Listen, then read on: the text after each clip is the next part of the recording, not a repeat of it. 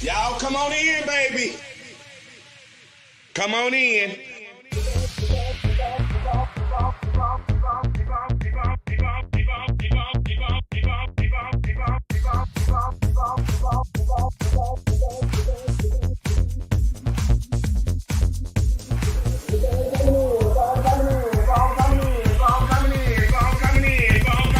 I wait for everybody to come on in. Come on in. Come on in. Come on in.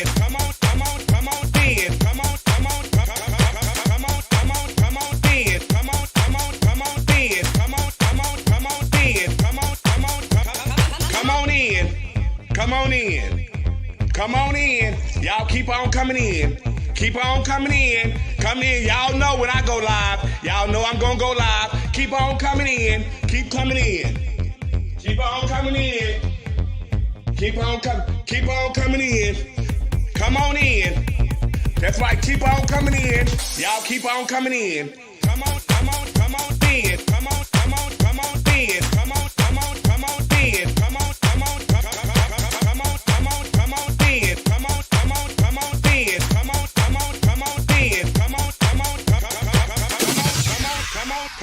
There's no budget here at the Boom Boom Room. See, we have no glam squad here. There's no hairstylist, no nail technician, no makeup artist, just you. This is a do-it-yourself type of gig over here, sweetie. So guess what? This will separate the little girl from the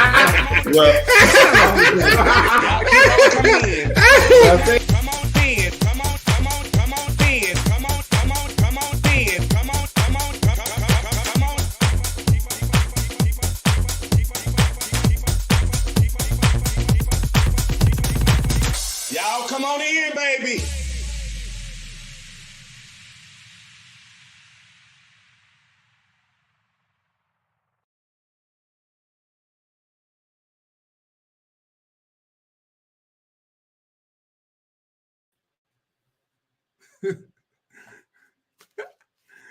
Oh, Lord. Hey, everybody, and welcome to another Wednesday night of Our Point of View. And, baby, let me tell you something. I have gotten into it with the hairdresser, the stylist, and the makeup artist. So you see I'm sitting up here with my Jush hat on. I got my Jush hat on, my glasses, and my Jush fan. And it's Wednesday night, and I'm ready to get my Jush. We had a little internet problem in my area. So I'm sorry for the tardiness, you guys, but I'm glad you guys are tuned in. So please click like, click share, and share to the people what y'all are doing right now at this moment in time in virtual land. Hey, Coco. Hey, Ma, how you feeling? I'm feeling good, girl. Now that we are ready to get our dish and stuff, you know what I'm saying? Yeah. So I'm okay now. You know, I feel so much better. Because at first, it was kind of rough. I'm like, I hope you got your cocktails, baby, because we got a show lined up for you guys tonight. And also, what I'm doing this weekend. Oh, I'm going to San Antonio this weekend. So if you're in San Antonio, in Austin, or in the area, y'all come on, swing by at Pegasus Nightclub. I'll be there Friday, Saturday, and Sunday with Miss Continental Elite, Layla LaRue, and to my daughter, Tersa Matthews, and the Queens of the Strip. Hey, son. Hey, Charlotte. Hi, Charlotte. Shout out to Charlotte. Thank you, Judge, for purchasing your Judge fan. I sent your Judge fan out today. So thank you so much for your support on my way to Queens. So if y'all want to support me like Charlotte did, please purchase a Judge fan, or you can purchase a Judge t-shirt. Mm-hmm. Or you can purchase a Get Your Just t-shirt. And I also have it's water clean shirts. And that will help me get to Queen in December 10th. And also you can come see me compete December 10th in New Orleans, Louisiana. Giselle will be giving up her title, and Quentin Tejeur will be giving up his title as king. But also I will be performing Wednesday at Mr. Gay America, and Christopher Iman will be stepping down as the king, and I will be there on Wednesday night, only Wednesday night. I won't be there final night, but I will be there Wednesday night, so I can't wait to see everybody, see all the contestants, and partake in a good time and shoot to the airport to go where? Hello. Yeah. So yes, I'll be on my way to Hawaii to give up Universal Show Queen on that Saturday, October 8th. I'm so excited. I cannot wait to get there. I need to get there. Just it's always a good relaxing time, and I can't wait to see everybody and all of that. So if you want to advertise with us here on Our Point of View, please hit me up in my inbox or reach out to one of the show hosts here, and they will direct you to me, I guess. That's what they'll do. So anyway, but thank you for the support, Charlotte, and those of you who all have helped me get my judge in December. So thank you guys for the support. And also, once again, click like, click share. And we thank y'all for tuning in. But right now, it's time to bring in our co-host. We'd like to welcome her back. Let's welcome in Dominique Sanchez. I don't know why I just feel like it's dark over here. Hey, girl, you muted. Hello, sister. Hi, Coco. How is everybody? Good to have you back. It's good to be here. Shout out to Johnny Winters, who's got the big dick and the cream. Oh my God, Johnny Winters been in Atlanta cutting up, child. If I tell you Johnny Winters down there cutting up in Atlanta, Johnny, easy, slow down, Johnny, slow down. You know, Steve Monte. By the couch on top of the little real one. Slow down, Johnny. Let's welcome in Neil Dupree. Hey, Neil. Hey, everybody. How y'all doing? Hey, Neil. How you doing? Tired as hell. You tired? Why you tired? You know, Tuesday be a long night. Wednesday. Hey, man, you did not even call me last night. And look, I was up all night starting my dress for the pageant next weekend, and you didn't call me all night. I was so looking forward to your phone call. Oh shit, we played 3 Sunday in the morning, and what? You want to have me start my dress, daughter? Here a plug right here. Johnny, what you saying? Wait for? Well, I still got to start tonight after I finish this, so we got time. So yeah, Neil, your pageant coming up. Tell us about it. Oh, Sunday in Atlanta, it is going down. Ballroom and pageantry together. It's a lot of surprises going to be there. A lot of surprise guests in the building. I'm excited about the contestants. I'm excited about the categories. So if you're in Atlanta or the surrounding areas, come on up to Atlanta on Sunday. Giselle giving that up too. Yes, Giselle, Barbie. She's giving up all her pageant stuff. So it's going to come from behind. Area downtown in Atlanta. So she could tell the girls to come from behind from now on out. Come from behind. I don't like that. Turn it off. Yeah, I don't like that to come from behind. And when the pageant is? Sunday on the 2nd at 6 o'clock. Oh, okay. So that's 7 o'clock. That means I'll be watching. Hopefully, so y'all can send pictures and stuff on the internet, and make sure y'all send me pictures and videos and all that kind of stuff. Because this pageant season, you know, they're cutting up in pageant season. Oh, God, I got excited. I just got excited about the hot topics. I mean, what you did this weekend? Because God got excited about these hot topics, Lord. Go ahead. Hun, just work. That's it. Let's get to the topics, honey. I work ain't nothing changed. Life the same. Come on, let's get moving. Okay, child. Look, next page. We done. Girl, listen. So I wake up the other morning and I see a post from Stacy Davenport, Miss Gay USA newcomer, and her post read, I have just made the decision to step down effective immediately from my position with USA Pageants, LLC as Miss Gay USA Newcomer 2022. I will make a longer post, which she actually did. Explaining my decision later this evening. Thank you. Baby, that was, I think was it Friday? That was Friday, wasn't it? Something like that. Something along those lines. Yeah, child. And I'm like, ooh, honey. She had stirred it up early on in the daytime, real early, got the people up Friday morning traffic. And I haven't seen nobody like get no title back in a long time. Like, Who was the last person who gave a title back? Well, I ain't saw nobody get one up so quickly because then she just went like a couple of weeks Yeah, ago. bitch, yesterday seemed like. Yeah, she gave it up, and then before the reign even started, she hadn't even been to her first prelim yet. Baby. Or made any official appearances or anything. Oh, Angelica said it was Thursday. Oh, that was Thursday, sister. Shout out to Angelica Sanchez. Hey, Piggy. Shout out to everybody in Florida, and I hope y'all are really doing okay. And everybody's staying safe, and y'all got all the things that you need to be safe. Because the storm is going on right now. So we praying for y'all. That was Thursday, baby. Let me tell you something. She just put the picture out last week. Her picture. So she's saying that it was things that was promised to her that the new promoters wasn't going to give her. They made their own lives, and Terrence made a live. Stephen made a post. I didn't put it in the comments, but she was promised things in her contract, and they said that they will honor the things that was in her contract, but things that was not in her contract they cannot honor.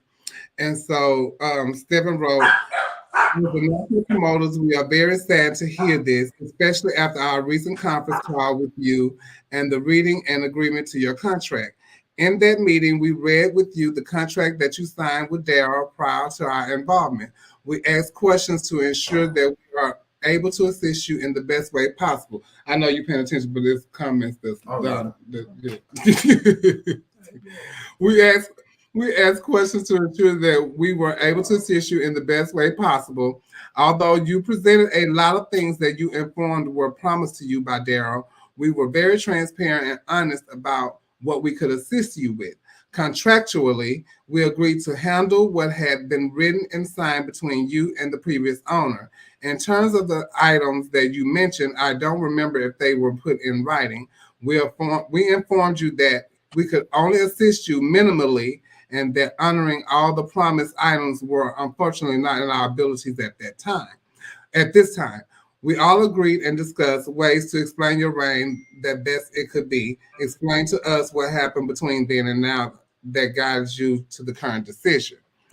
From my understanding, she wanted to Daryl take the girls to LA to buy them fabric and stuff for their reign.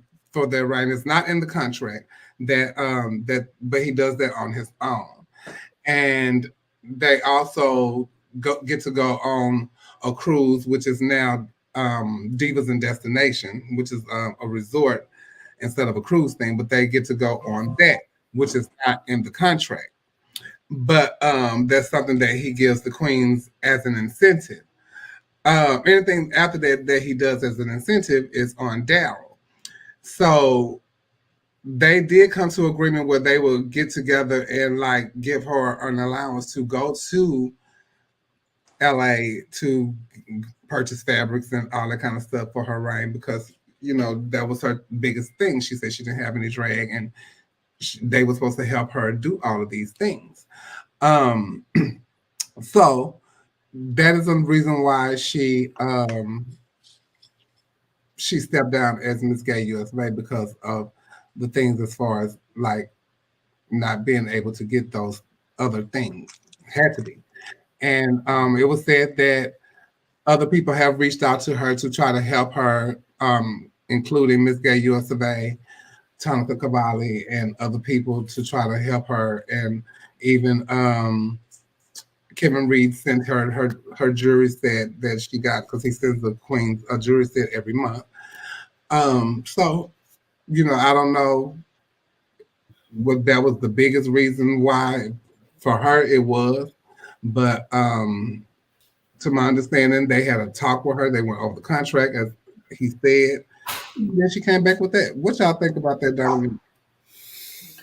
Well, it just kind of makes you, and I've never met this entertainer ever, but it just kind of makes you go back to, because what usually like when people compete for something, they compete because they want to be that title, not necessarily about what comes along with winning. I mean, so I'm just really just trying to understand, what was her motivation for wanting to be Miss Gay US of A newcomer in the first place?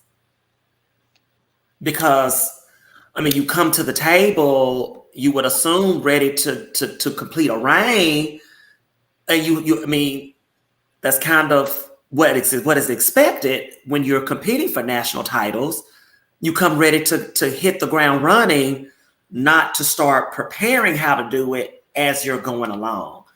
So, and then on the other side of it, that was Daryl's agreement. And, but when it changed ownership, of course, the new owners have a right to, they have to come up, they say, this is what we're going to do. Because if my pockets is not as deep as the person that came before me, I'm not about to hold myself financially obligated to do things that I know that I can't do, or that I'm not willing to do, or I don't feel is in my perception of what a promoter should do. Because every promoter's perception of what they're responsible for is different. But as long as they abide by the contract, that's all a promoter has to do. Is right. Contract. Anything other than that, is solely on what they want to do. Neil, what you think about the situation?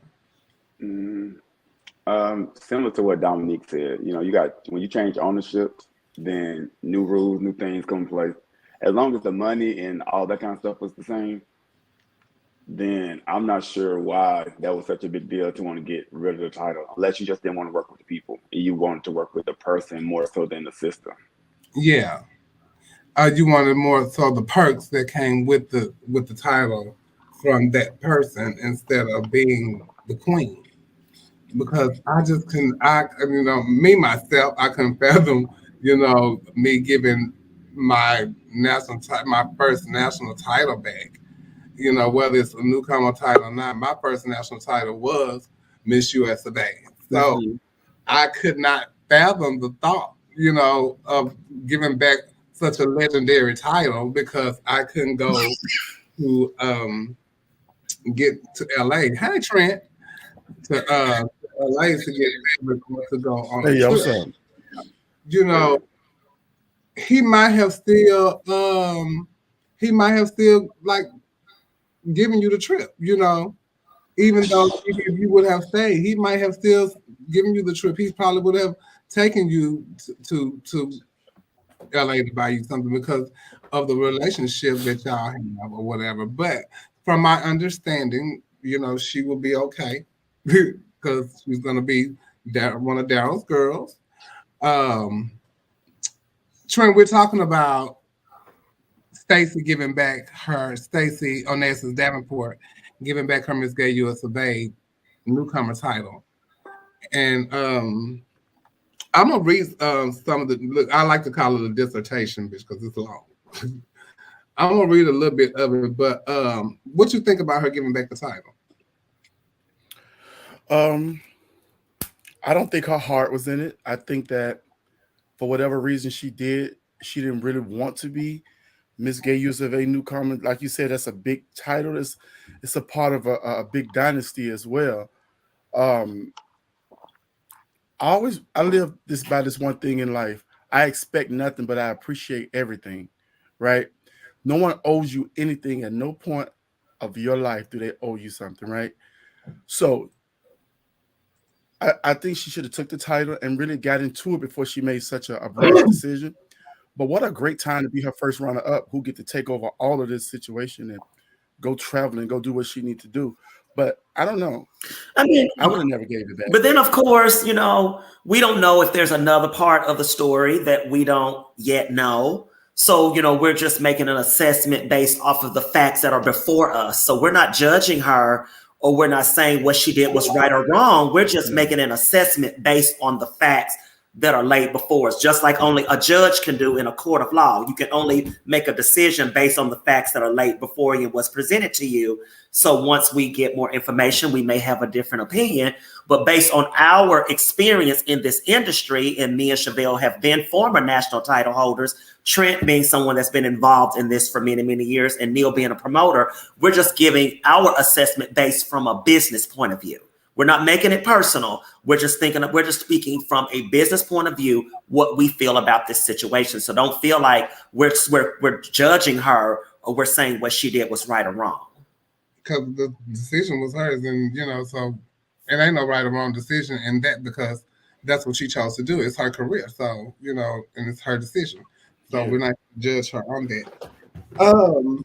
She said, I spent $15K on my package to win US of A newcomer, and I'm humble to say that it definitely showed when it came to present to the judges. Having money for myself was never the issue. The issue was the support. After winning US of A newcomer, I was promised so many things, and all of those promises were broken. To add to that, when I asked if there would be any way they would make up for the broken promises and lack of communication, I was told that they could do nothing about it and that they also couldn't help me. As a newcomer, I felt very discouraged and disappointed, but I decided, okay, I'm going to take it for what it is and make something out of it. Going to the beginning of my reign, I decided that I would have a campaign not only to help raise money for upcoming contestants, but the US of A newcomer division, because I noticed that funding was clearly low when it came to the division I was representing. But then she wanted to say a whole lot of other stuff. And let me see if I can skip over something and see. And just let it be said, you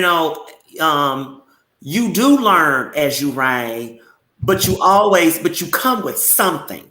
You come with some form of foundation. You don't come at ground zero. You come with something, and then you build on whatever that something is. You don't come with nothing to the table at all. I mean, because even at this point, and I'm sure Chevelle can probably say the same thing, even titles after she was Miss USA or after she was Miss Continental Plus, each reign, she learned something different. Because I remember when I won Miss USA, and I called Jerry when I was getting ready to perform in my first appearance as Miss Gay USA.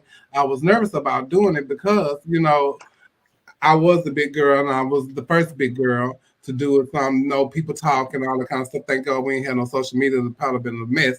But, I was nervous about that. I wasn't nervous about my clothes because I was always going to do what my money could afford me to do, and I was going to make sure I looked good. So that's what I would say to, a queen. Don't do something what they expect you to do. Do what you can. Do what you can. I agree with that. Do what you can do, and people gonna have things to say regardless. Mm-hmm. You're not gonna please everybody. I don't care how sickening you are; they got something to say. You're gonna have something to say. You might not be the favorite girl. Yeah. You might not be the favorite girl, but guess what? You are that girl who is that title holder. Mm-hmm. So run with that. They can't take that away from you, regardless of what. So, you could have reached out to a couple of us, and like I told you when you won, I'm always here. If you needed somebody to talk to or whatever, did nobody ever reach out to me, and it's not. I don't think it's my place to even reach out and talk to you about your business. You know what I'm saying? So it is what it is. What y'all sending me? Because I know y'all sending me something. My phone is going off. Oh, wait a minute. Oh, so the trip is in the hand. They say the trip to Mexico is in the handbook. Well, if it's in the handbook, I mean... Yeah. But was that the handbook that Daryl drafted, though? Because when companies change hands, the new company has a right to bring their own thing to the table. I mean, I've worked for rehabilitation centers where it was owned by a private owner. His rules and regulations were one thing in the handbook, but when it was taken over by a corporate company, those went out the door, and then his stuff, then the new company took over. It says that the winner will receive plaque and $2,500 cash, crystalline stone crown, embroidered sash, monthly jewelry prize package courtesy of Kevin Reed Pollard and husband Eric, set of luggage, free U.S. government TSA pre-check membership to use when flying during the reign and the next 4 years, free 6-day all-inclusive vacation at the El Dorado Seaside Suites Resort by Charisma in Riviera Maya, Mexico, scheduled for October 30th through November 5th. They said she's on Chevelle. Oh, and they said that they honor everything in the contract. This was in the corporate handbook. Yeah, this is the handbook that the contestants get. So Terrence is like, that's a lot. Well, wait, they say Stacy's on watching.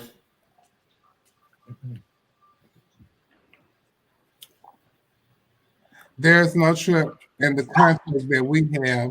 We honor the contract and on numerous occasions act was the trip in writing. Had it been in writing, we would have honored it. So what's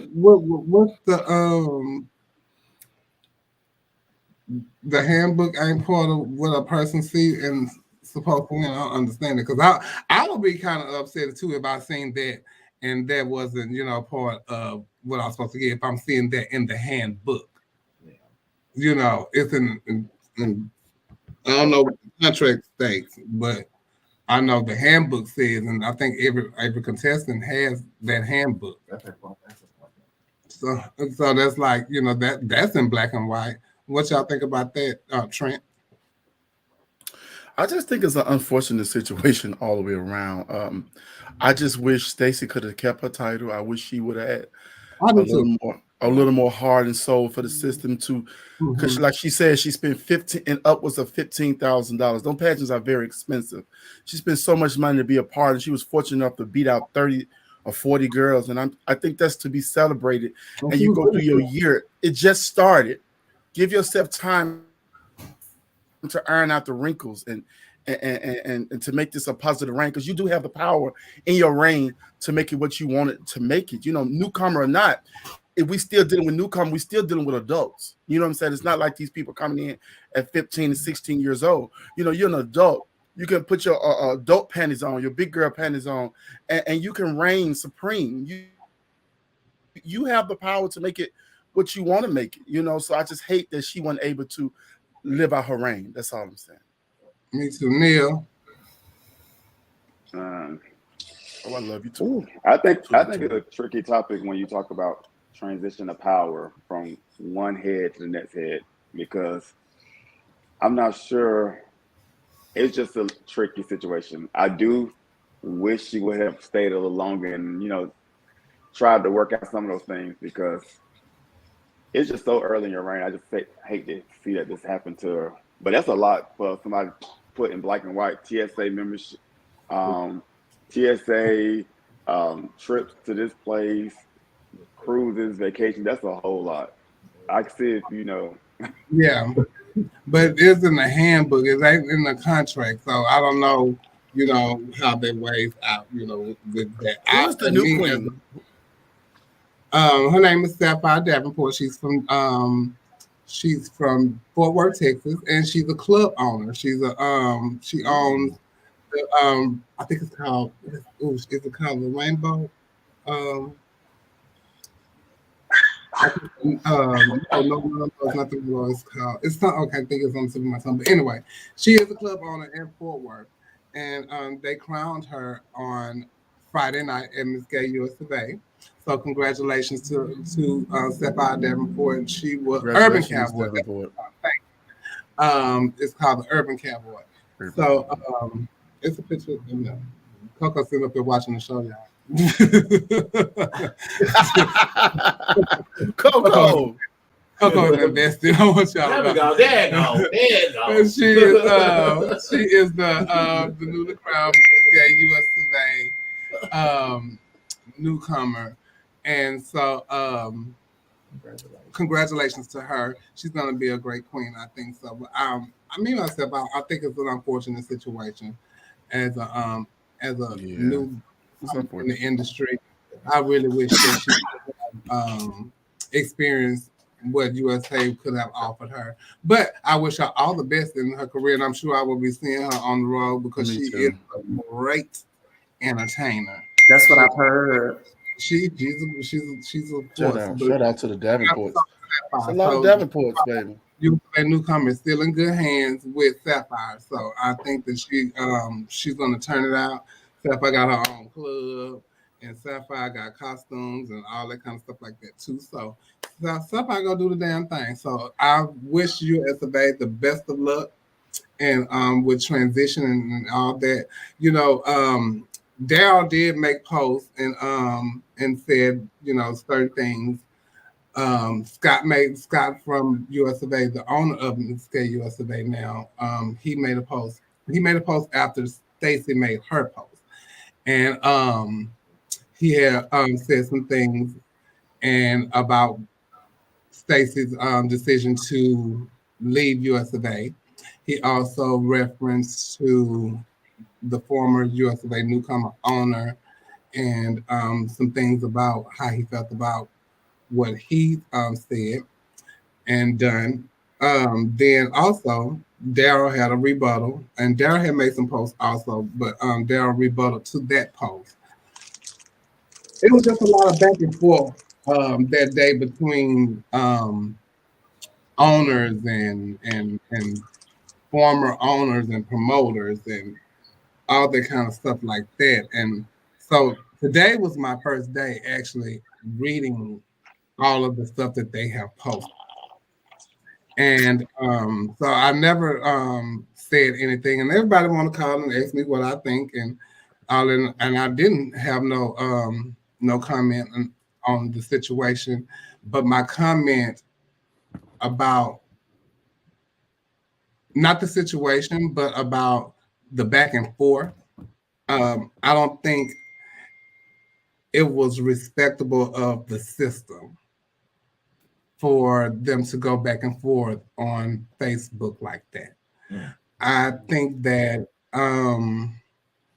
some things, you know, you don't have to. That's just like how I say everything don't have to go to social media. And so if it goes to social media, then that's why we end up talking about it here on the show. I don't think as a CEO of a company that you have to rebuttal to everything that's said about your company because things are going to be said, you know. So I think you have to deal with those, and behind the scenes you don't have to approach them out in the public like that. I also feel like if the manager of McDonald's get fired and they go on social media and they read McDonald's for whatever situation that went on at their job, do y'all think that the owner, the CEO of McDonald's is going to go on social media and respond to that comment? No,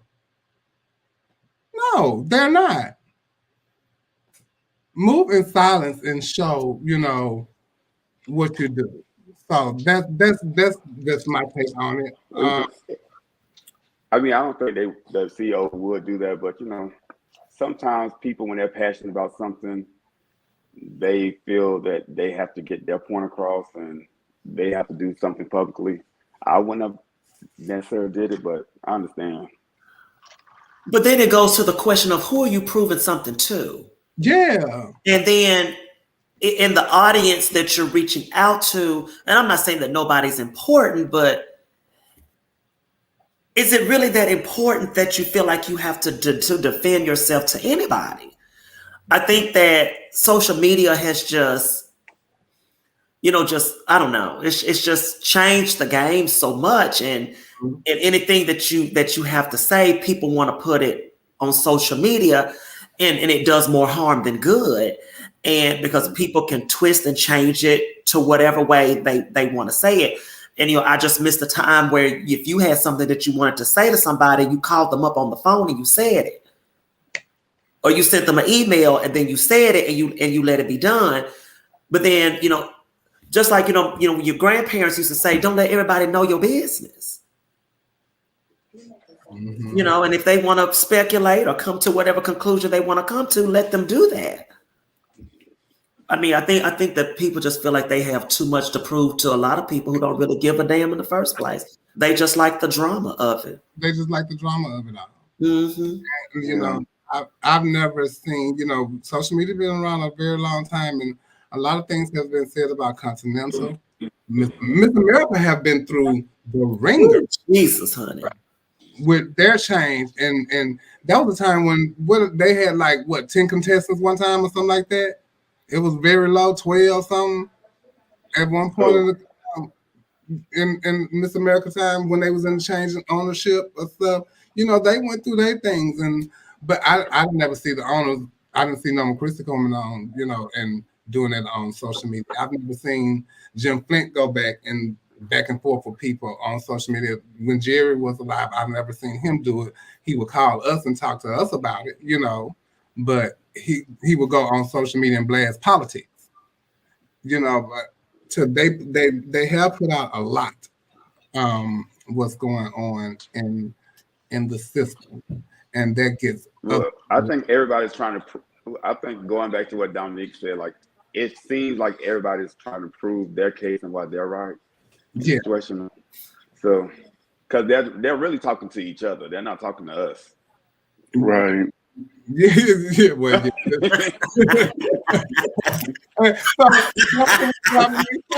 why don't y'all get on the phone? You know what I'm saying? Why don't y'all get on the phone? But I just hope everything works itself out. USA groomed me. I grew up in USA. That's why when people I talk about Jerry Bird and how it makes me feel, because I grew up with that man. I've been knowing him since I was 16 years old. All right. So, I grew up with him. The US of A groomed me for the entertainer I am. So I love it, and I'll always be, US of A. So regardless of what, I don't even have a say so in anything that goes on and the decisions and all that kind of stuff like that.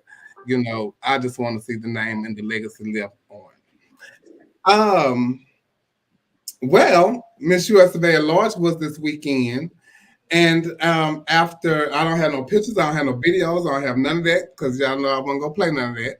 But I'm sure y'all have seen the videos. I was going to do some steals, but child, I just didn't have time for it. Wow. Oh, wait. So you're not going to post the video of that, but you'll post videos of people walking out of stores. You'll post a video of when Makai and the boy got into it, but you ain't going to post that video? Because you got the video, because you sent it. Yeah, so you got it. No, I did. Mm-hmm. Okay. I don't post violence. That's violence. Them walking out of stores like we didn't actually see the boy ignite the fire either. We just seen him walk in the house. You know what I'm saying? But no, we saw the boy walking in front of a camera spraying mace. We didn't see the film spraying the people.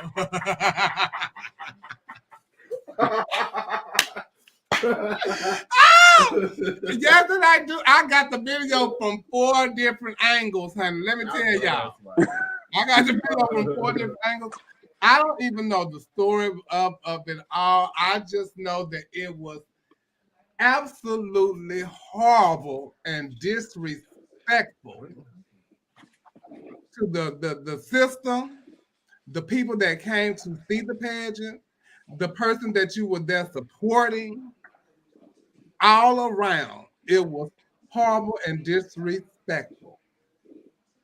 I don't know the situation that caused it. I done heard so many different stories, but what I do know, it happened with a young man named Tank, and Tank is someone that I've had words with.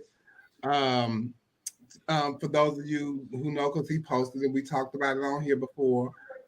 Portia won Dallas Southern Pride. He was first run up to her, and he was mad about it and got into it with everybody in the dressing room. Tommy Ross, the judges, talking about how he was going with Miss Portia. His mother, Armani Davenport, he even launched at her. So that's when it was cut off with him and Armani. Because you tried to fight your mama. Well, I'm trying to see, even explain that situation. Why you want to fight Portia? She in the pageant with you. She can't be in the pageant and judge you. Right. Then, that's who he went on to read Portia later on, and me and him got into it on Facebook. Because you're not going to do my sister. No, you're not. Because you didn't win. You didn't beat her. I don't care what you say. You did.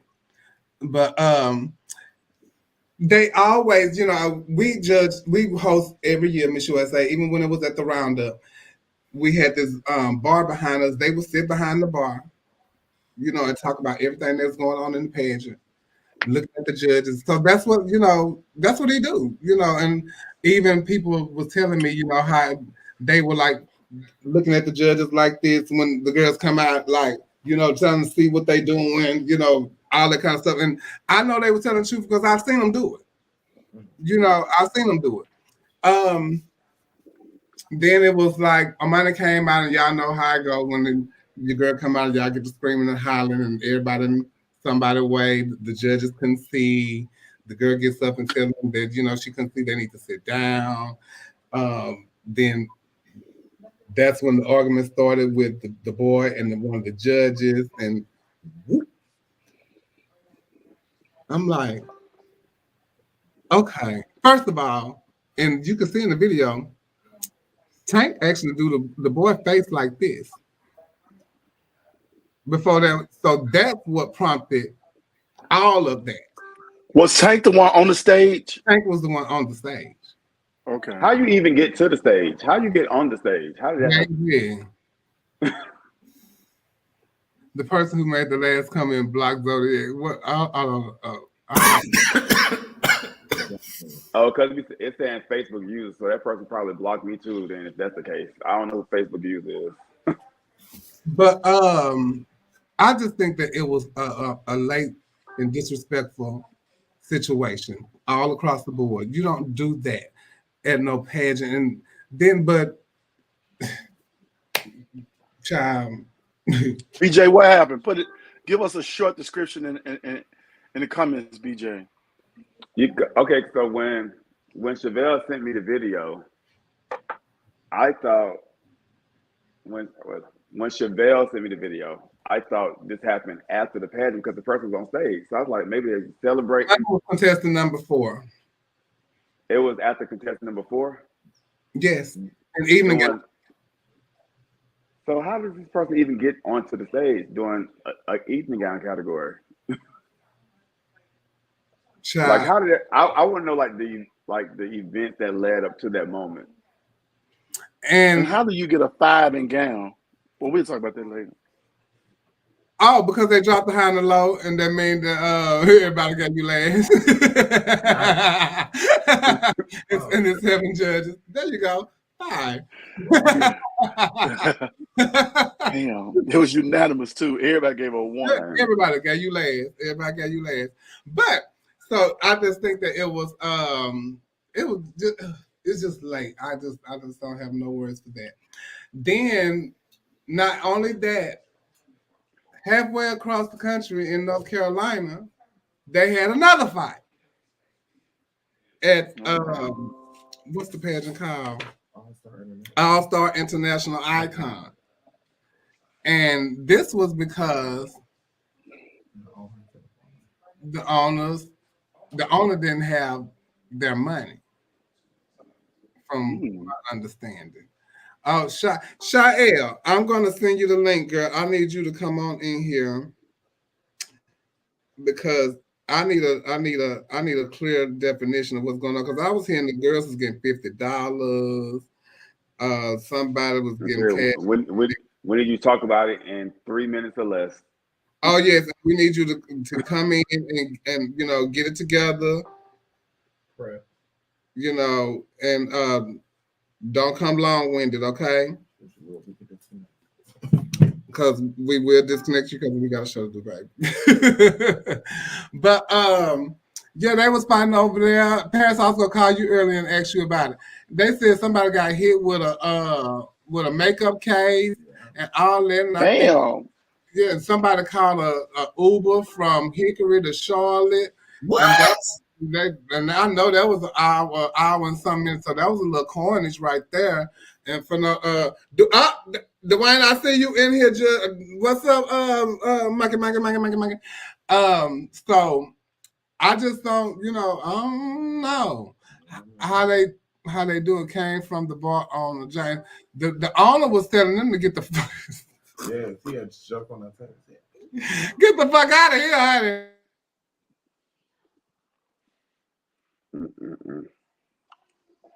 Look, there goes Chevelle with that internet. I didn't even know anything went down in North Carolina. I would love to know more about it. I have no idea. Kids. I mean, What's wrong? What's in the water? Everybody want to fight. I don't get it. these kids are they not taking it these days. They saying not today. And then we went out Monday night. The kids almost got to fight about a turnabout pageant. What? Next thing I know, they would say, "I'll beat your motherfucking ass." Shout out to Zodiac and Shorty. Honey. Coco, would you like to bring her in? Is she bad? Oh, she not bad. Good evening. Good evening. Oh, hello. Hi. Free synopsis of what went on. Nothing. Just real quick, because I know the girl said it was gonna chop me if I after 3 minutes. So basically, long story short, the fight it didn't really happen because of the girls didn't have their coin. The fight happened because the promoter put their hands on one of the on the newcomer queen, because the newcomer queen had an issue with her not getting her coin. So the newcomer queen, Adasia, was running her mouth, as anybody who don't get their coin would. And so the promoter, Brianna, pretty much was like, I'm tired of your mouth. This is what it's going to give. And so now I got to put pause on you. And so she went and put pause on her. And the thing Brianna didn't realize was that Adasia's the type of individual, if you put your hands on me now, then I'm going to beat you until I'm tired. So it's not that I'm going to stop once they break us up. Once you get outside, I'm going to beat you again. And so when outside, Brianna, was still, in her, role of, I'm mad and I can't believe this. And so they caught her in the street, as what you saw in the video. And so when Adasia went and, rolled up on her, unfortunately, Brianna had a makeup case in her hand. And that's when you see, Brianna go bop with the makeup case. And then, was it one of them good? Who was the man that got on the top of the table talking about, get the fuck out? And then he said, I'm going to get my pistol or something like that. Who was that? That's James. He's the owner of Club Cabaret. Okay. And he literally, so Brianna didn't have the people money? No. Basically what ended up happening was it was an event all weekend. No. Oh yeah, I got mines coming through the door. See, I know the problem is that when you deal with certain individuals, you got to know how to deal with them, especially when it comes to business. Coming through the door, if I know that it's like any type of shaky situations from the past, then what I'm going to do is, coming through the door, I'm going to need my check in my hand before anything proceeds. So she gave the people $50? She gave Delilah, Doris, she gave her $10. That's what started $10. That's what started the situation. Listen, Shayelle, you're saying a damn lie. No, on my mind. $10. Yeah, Doris went live.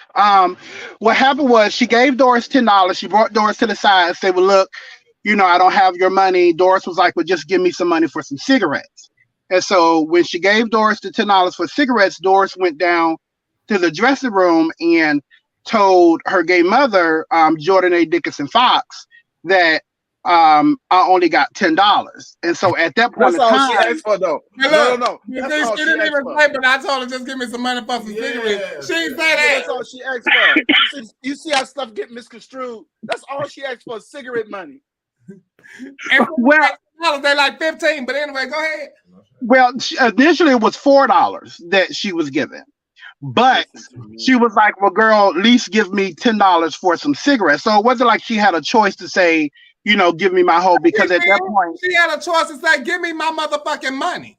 She did. But the girls was like, they didn't have it. Because So that was supposed to start. Period. yeah, but everything was, I know Psych got his full pay. The first runner-ups didn't get paid at all.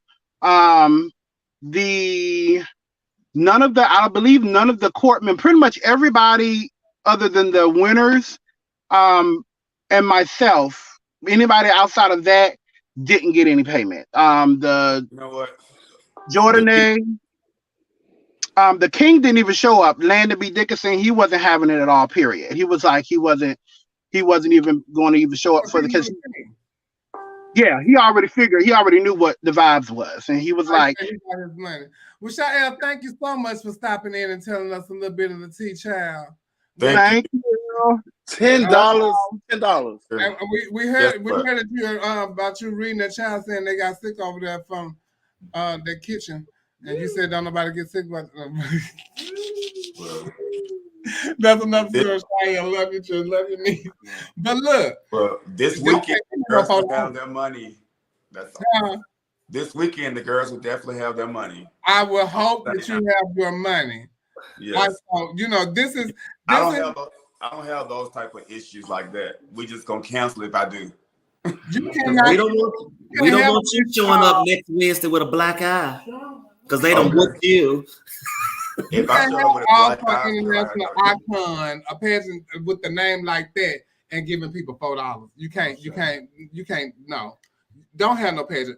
Just have. That's so crackish. That's That's disrespectful. Don't. That's disrespectful. So, that's disrespectful. But the thing, I mean, I need $10 for some cigarettes. I wish I could pay people just. Oh, what you want? You want just you want a Longhorns meal? You know what I need? I need money to buy 2 ounces. Zoe, like they sure won't black that eye, especially if you around. You definitely get a bodyguard to you. I don't smoke cigarettes. I smoke weed. So I need money for 2 ounces. And at least that's going to equal up to some of my booking fee. What's 2 ounces running these days? About $200. At least $125. At least $125. Oh, okay. Yeah, at least $125. I need 2 of them. Give me 2, and then okay, we're gonna squash it. Cause guess what? Damn. You got to take me out to eat. I'm gonna hit you with this Uber. I'm gonna hit you with all of this. But y'all know what? Check this out though. You know how people don't get nothing. They say, bitch could have gave me $10 or something. So now she really got her $10. You know what I'm saying? Like she didn't leave with nothing. She got yeah, see? Okay, twin. $150 in baggage, yes. And that ain't even on no special, baby. So run me 2 of them. I need enough to get baby, just give me enough to give me 2 ounces. 2 ounces of what? Weed. How much is that? $3.50. But you know what? I would think that the person. Okay, so did she say that the first runner up didn't get paid, but the winners got their money? Yeah, the winners it's not got hard. They got their whole 50. They got the entire 50. Oh, Shael said that she said she was gonna pay them on the first when they get the SSI.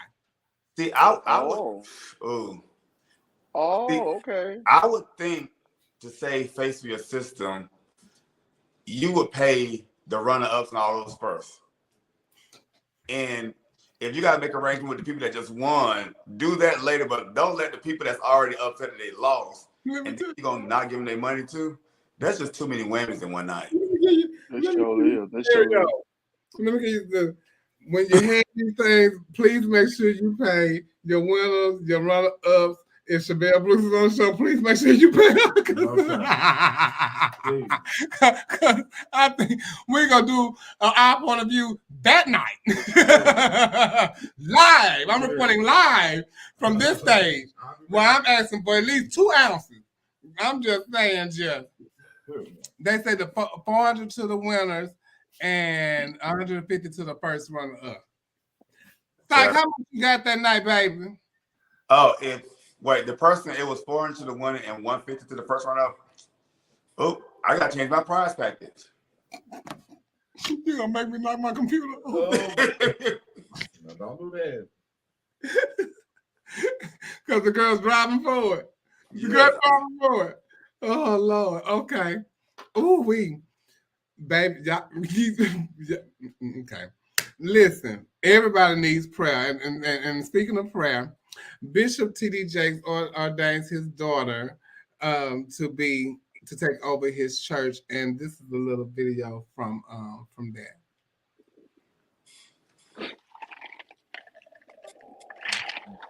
Yeah. You ain't got it? We ready when you are, Coco. No, well, Is that in there? no video. Just hit the button. Put the picture. I ain't put the video up. Where's the picture? Just tell me that ain't I got a picture out, yes. Yeah, that'll be nice if you put something.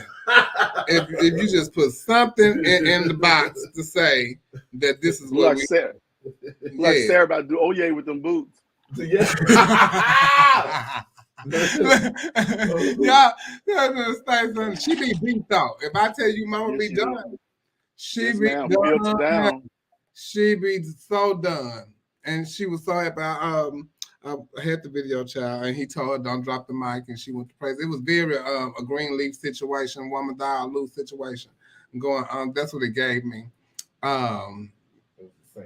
But it was very much so bad. It gave me a scene from Greenleaf, woman die or lose.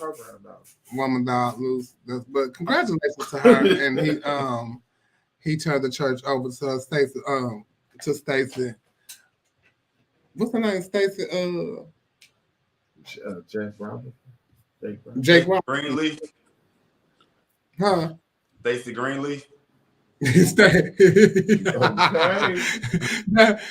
Greenleaf, honey. If I just gave it to Stacy Greenleaf, but shout out to her and in Dallas. And he told her, "Do not drop the mic. Do not drop the mic."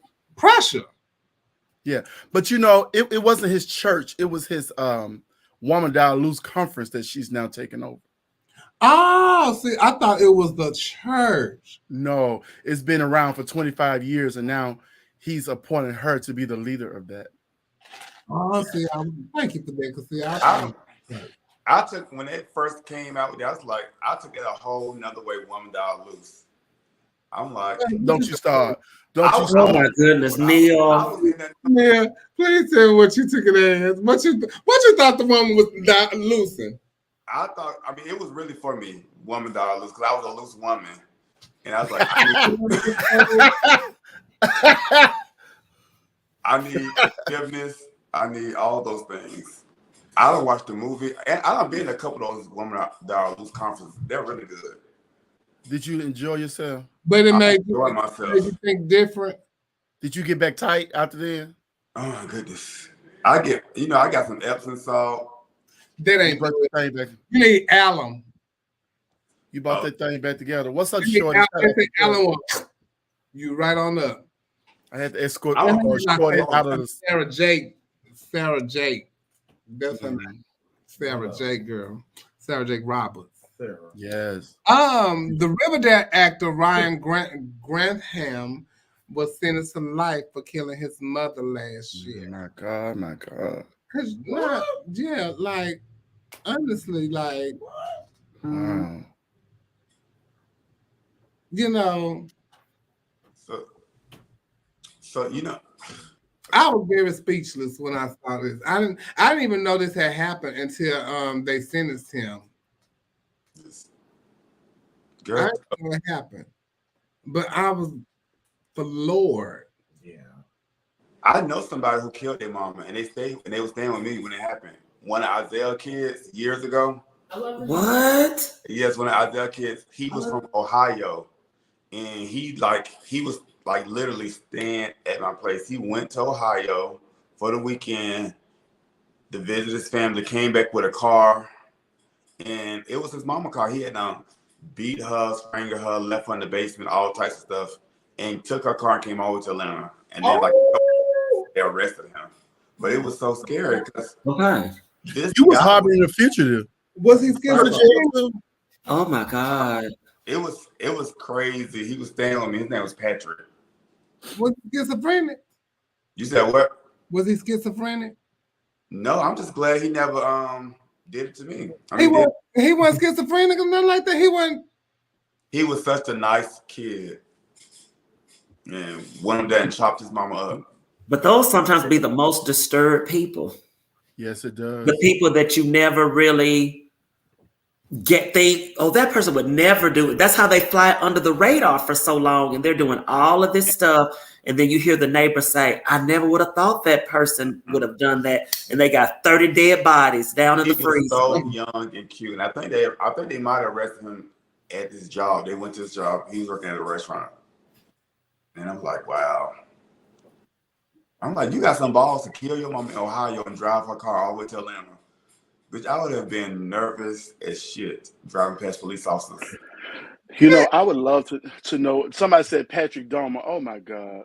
No, it's Jeffrey. No, that's the boy.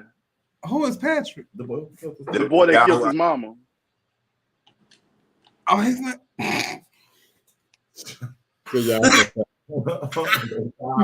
Y'all sometimes.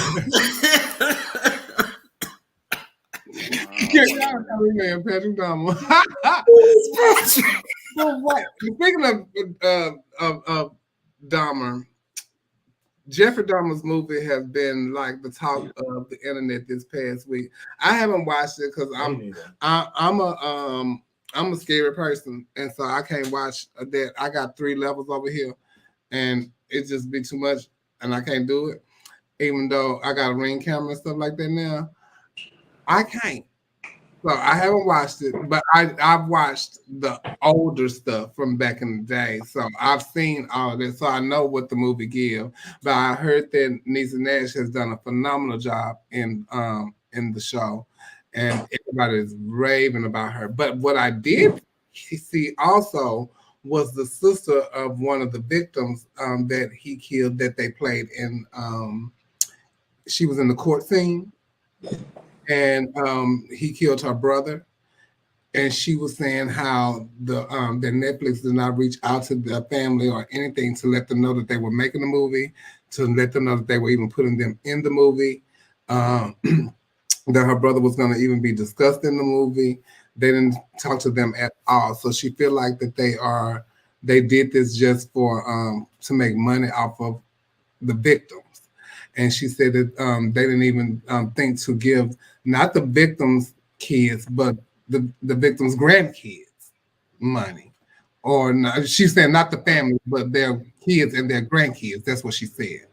Money that the movie was making from getting the money from what the movie was making. So how do y'all feel about how she feel about that, Dominique? Well, I mean, that was a discussion that was on The View this morning, but I do feel that they should have reached out to the families, because something like that's so traumatic. Every time you hear about it or you see it, anything about it, you relive those moments, and then to have what happened to them replayed out to the world and to the country, and everybody's talking about it. That would be like reliving it all over again, and just think about how long it took for them to get over that traumatic, experience to this point. And I think, and I definitely feel like they should have been consulted or even asked about it. And then, and they should, because I think they were saying like there's like some type of fund for the families that went through this. And so, they should give those families money. I don't know. It's history. I actually lived through this as a child growing up. We would always hear about Jeffrey Dahmer's story and stuff, and it is an open wound, and it comes back to see it play out like this. But I don't know. People in Hollywood make movies about everything. You know what I'm saying? Whether we want to see it or not, they don't have to reach out to you. That's not a part of what they have to do. Those tapes was obtained from the court of her being in the courtroom and all this stuff. They don't have to, but it would have been nice if they did. You know what I'm saying? But they just telling a story. This story is true. This is a true story of true events. What I took from it was, you just have to be careful. Like, we've all been so careless, being on Jack, Adam for Adam, going back to BGC. We've all let people come over our house and stuff, and so some people fell asleep at your house and stuff. We just I'm glad it wasn't Jeffrey or none of his friends or people who thought like he did. You know what I'm saying? So we all are blessed.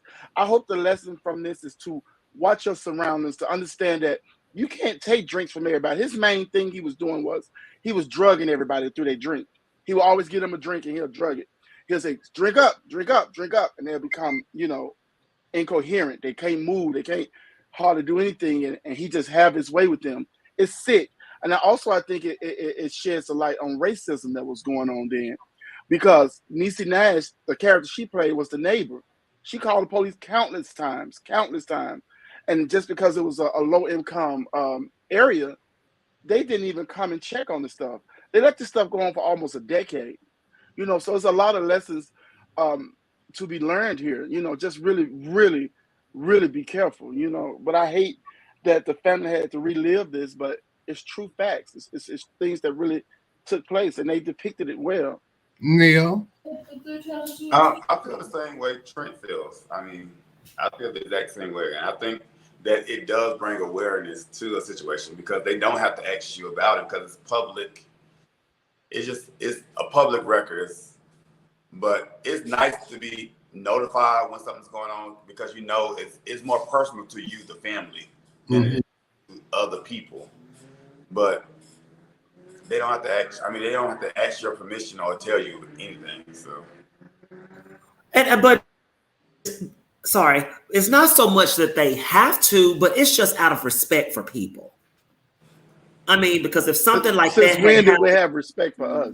Well, I mean, I know that, but but that still creates a bigger problem.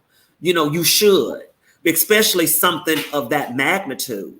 And then, that it's going to be seen worldwide, and they know they don't have to, so they don't.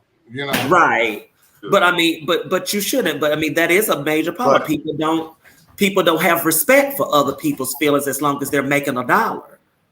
Yeah, and it's that's going on with the family because I do think it is a broader lesson in presenting the Jeffrey Dahmer story to people, like Trent was talking about, and it's so many people that carelessly hook up on these apps and bring people to their houses, or just take drinks from people who they don't necessarily know, and it's just being more cautious of your surroundings and the people that you deal with. And it's funny because even I was thinking this when it came out, and a lot of people were talking about the Dahmer movie and how it was and things, the events that happened, and I'm like, y'all have seen, but then I had to think about it. No, some of these people have not seen that, and I am old, and I grew up with this, so I know. So even somebody made a post about it, and I had mentioned on the post, I was thinking the same thing, but at that time, that's when I had to remember, this is them bringing awareness now, so to another generation of people, because this generation probably did not know about Jeffrey Dahmer. So that's going to bring them awareness to a person like him and make them aware of things they do when they go out, now. Because there's all kind of ways that you can get to somebody now, honey. Oh, yeah, definitely. This came up the other day on Twitter, and it kind of it bothered me because I know this person, I'm very close to this person, and I know this not to be true, but to see it in just on the internet and how viral it was going, it kind of bothered me because when something like this happens, and the person you know it's not true. So how like this happened? Mimi Mark was on the show this past weekend with some of her co-host girlfriends or whatever, and they had on those outfits, and she said, "Oh, y'all look like my backup dancers." And so the DJ put on Dream Girls, so they start performing the Dream Girls number. Someone saw the video and reshared it. Brielle X Brian, well, just called me a nigger, Mimi Marks, giving nightmare girls, and he tagged the other girls in the post. It came up some months ago because Mimi Marks and Lila Starr got into an argument, and Lila was hearing some things that she allegedly heard that Mimi said. It was third party, and so they got into it, and then Lila made a post about Mimi being racist. It went crazy. Especially in Chicago, they made posts about it. They done had conference calls, video chats about it. Even clubs don't want to book her no more. All kind of stuff have been happening to her, you know. And I know for a fact that my girlfriend's not racist, and it breaks my heart to talk to her on the phone and hear her cry, and because she see these people making posts about her that don't know her. And so I just want to say, you know, that I love Mimi Marks, and I've been knowing Mimi Marks for over 20 years now, and I know that there's not a racist bone in her body, and she genuinely loved people, and she loved her friends, and she loved her family. And to see this, it just breaks my heart that someone that don't know her would post something like that about her. Do y'all have some? How y'all feel about what happened? Would y'all want to say something about it? We've just made it too easy for people to use that to try to damage somebody. And, you know, and if people want to ruin somebody, that's one of the first things that they'll say, because that they know, because that people will latch onto it and they'll run with it. So That has just become the thing. So the person like came to that conclusion because she said it was her backup dancers or something. He saw that and just posted that. So that reignited the thing that had started some months ago, or like a couple of months ago with Lila Starr, and Lila Starr saying that she's a racist, and like she was saying like some clubs won't even book her because, you know, they don't want the backlash of booking a racist, and that's what they told her. They told Mimi this? Yeah. Oh wow. I mean, she is completely heartbroken about it. And this is a city that she live in, and she only can work at certain places because now they don't want to deal with her because they said that she's a racist. What if she made a public post that spoke to that? Has she done that yet? No, she haven't. And she said that she wanted to, but then she didn't want to because she didn't want to like say something, and then they take what she say and turn that some type of way. Well, it should be beautifully crafted. Whatever she say, it should be read over by somebody, or she needs to put that out. Because if it's stopping her from working, because you know, that's terrible. That's terrible. Because Mimi Marks is one of, you know, the legends in the business and stuff, and you know, I would hope that she's not racist. You know what I'm saying? I've never seen anything that make me feel like she's racist or anything like that. But you know, I hope that she's able to dispel that and start back working because she's a fucking phenomenal entertainer and shit. So Mimi Mars, I hope you get through this. So I know you can. Okay. Shit blows over quick. That's a lot. I don't know nobody that has encountered with Mimi that can say that she has done anything that would remotely think that she was racist. Right. And you know, people do say, you know, just because you like black men and you like black women, that don't make you racist. You know, I never understood that, because if you are racist, bitch, you're not gonna fuck no black man or no black woman. Yes, You just, you I don't think so.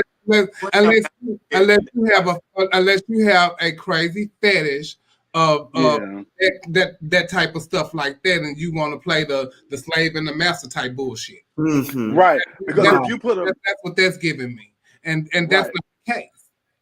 Well, Listen, yeah, I don't think that's the because case. I think people would do it because, I mean, masters did it with their slaves all the time. But it's just crazy that the people at the sheep 40 years into her, is she been around 40 years, 30 years? Child, so they waited for all this time for her. Well, at least she's in the news again. So y'all book me. Y'all got a club. But can I ask a question? If you stick a black dick in a white pussy, ain't it now mixed? Because now she got black in her. Yeah. And guess what they call? They have a baby. The baby is called black. That's right. No, but I hope she get past this and through this. You know, that's fucked up. It's so fucked up that people can say and do anything to you right now on social media, and people just run with it. You know what? And let me tell you something. People don't even care. I watch The Breakfast Club all the time. And one thing Charlamagne the God always says is people don't even care about the truth, because the lie is much more entertaining. Mm-hmm. People take that shit and run with it and run with it and run with it. So I hope there's redemption for her in that, and she take back her name, take back her career, you know, and make her goddamn corn. Fuck them hoes, Mimi. Go back and book yourself in them clubs. Just come on stage. When you get done with your number, and then when y'all owe me. Y'all owe me. Don't say you just want a pack of cigarettes. You don't even smoke them. But you need not $10. You need at least enough to get 2 ounces.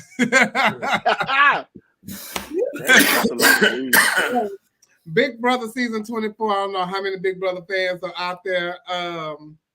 But I am a Big Brother fan. Season 24 winner was Taylor Hale. She is the first African American woman to win the show and the second Black woman to make top 2 in 20 years. She's a pageant girl. I think she's a former Miss Michigan or something like that, Minnesota or something like that. She's a former pageant queen, and she also made history in making the most money on the show. The winner wins $750,000, but she was also the fan favorite, so she won $50,000 more as big fan favorite, and she won $800,000. And it's funny because she said, I think her votes was 8-1, and she said that's my favorite number. And then right after that, that's when they did the favorite house guest, and she ended up winning $800,000.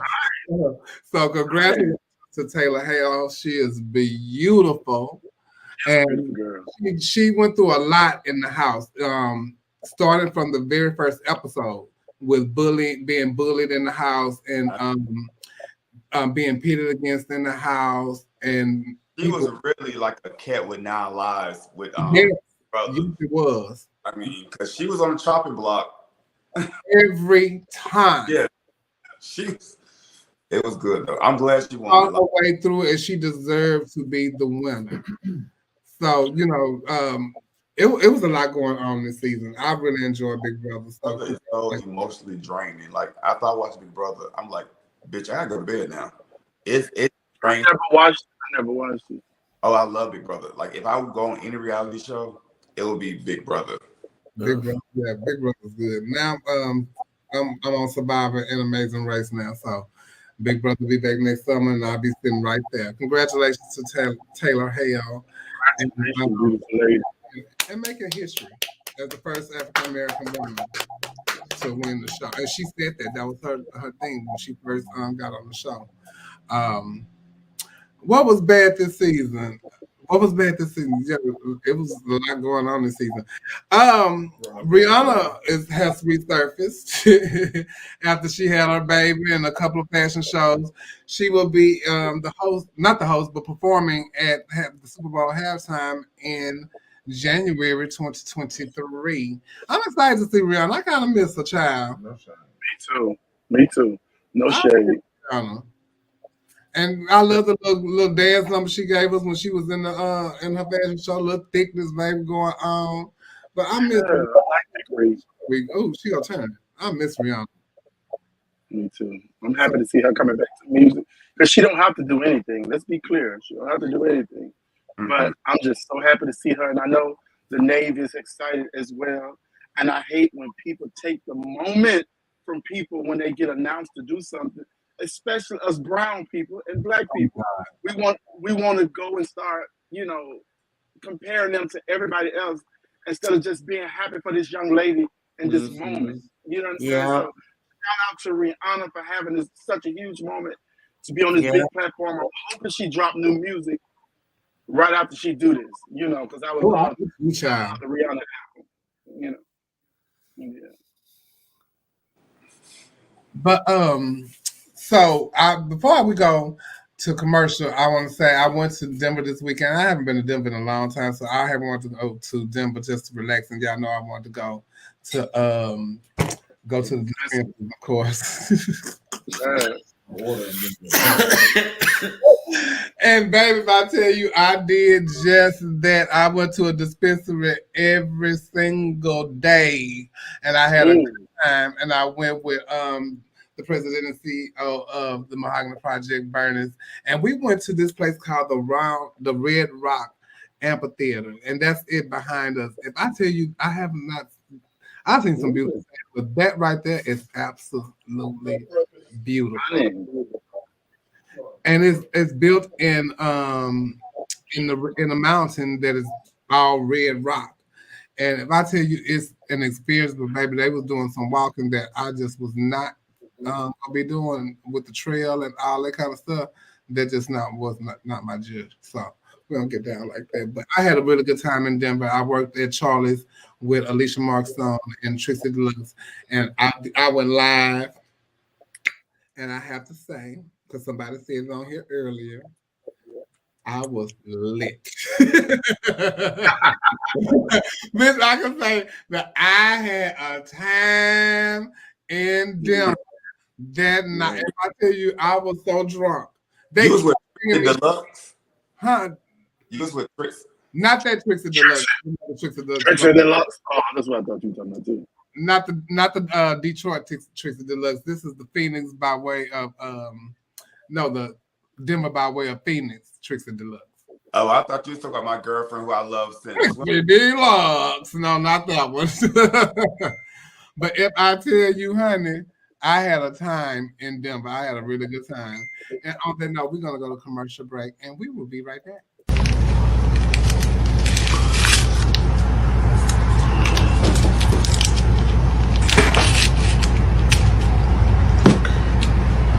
Come on.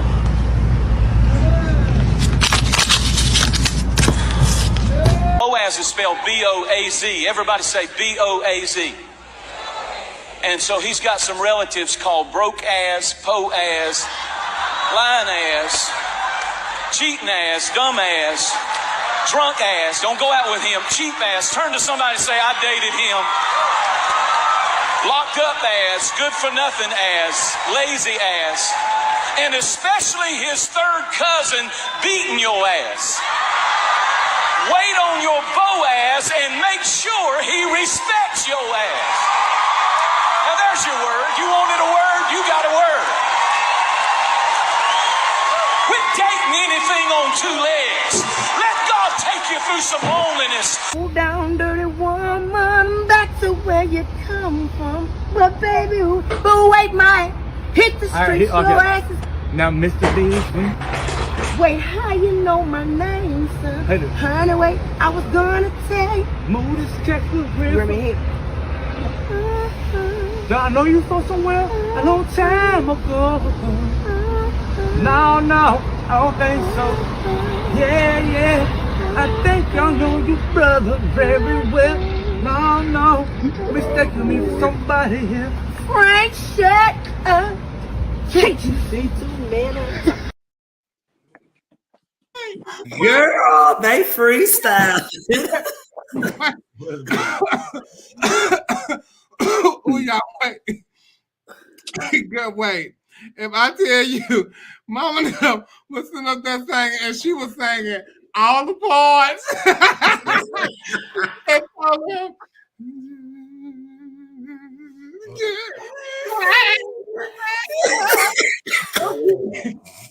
Girl, but it was the preacher for me.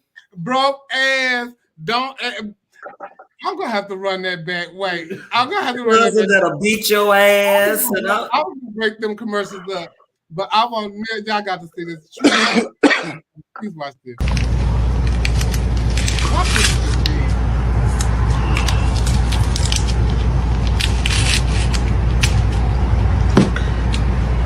Come on.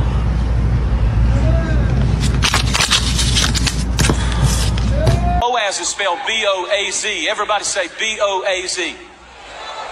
And so he's got some relatives called broke ass, po ass, lying ass, cheating ass, dumb ass, drunk ass. Don't go out with him. Cheap ass. Turn to somebody and say, I dated him. Locked up ass, good for nothing ass, lazy ass, and especially his third cousin beating your ass. Wait on your Boaz and make sure he respects your ass. Now there's your word. You wanted a word, you got a word. Quit dating anything on two legs. Let God take you through some loneliness. Pull down, dirty woman, back to where you come from. But baby, but wait, my hit the street, your asses. Now, Mr. Beasley. Wait, how you know my name, son? Hey, honey, wait, I was gonna tell you. Move this Texas River. Here. I know you from somewhere a long time ago. No, I don't think so. Yeah, I think I know you, brother, very well.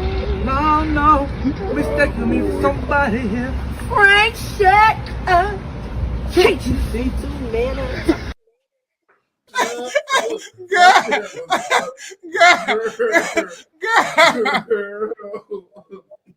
Yeah. That's what she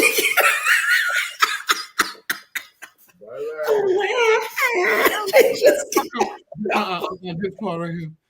She just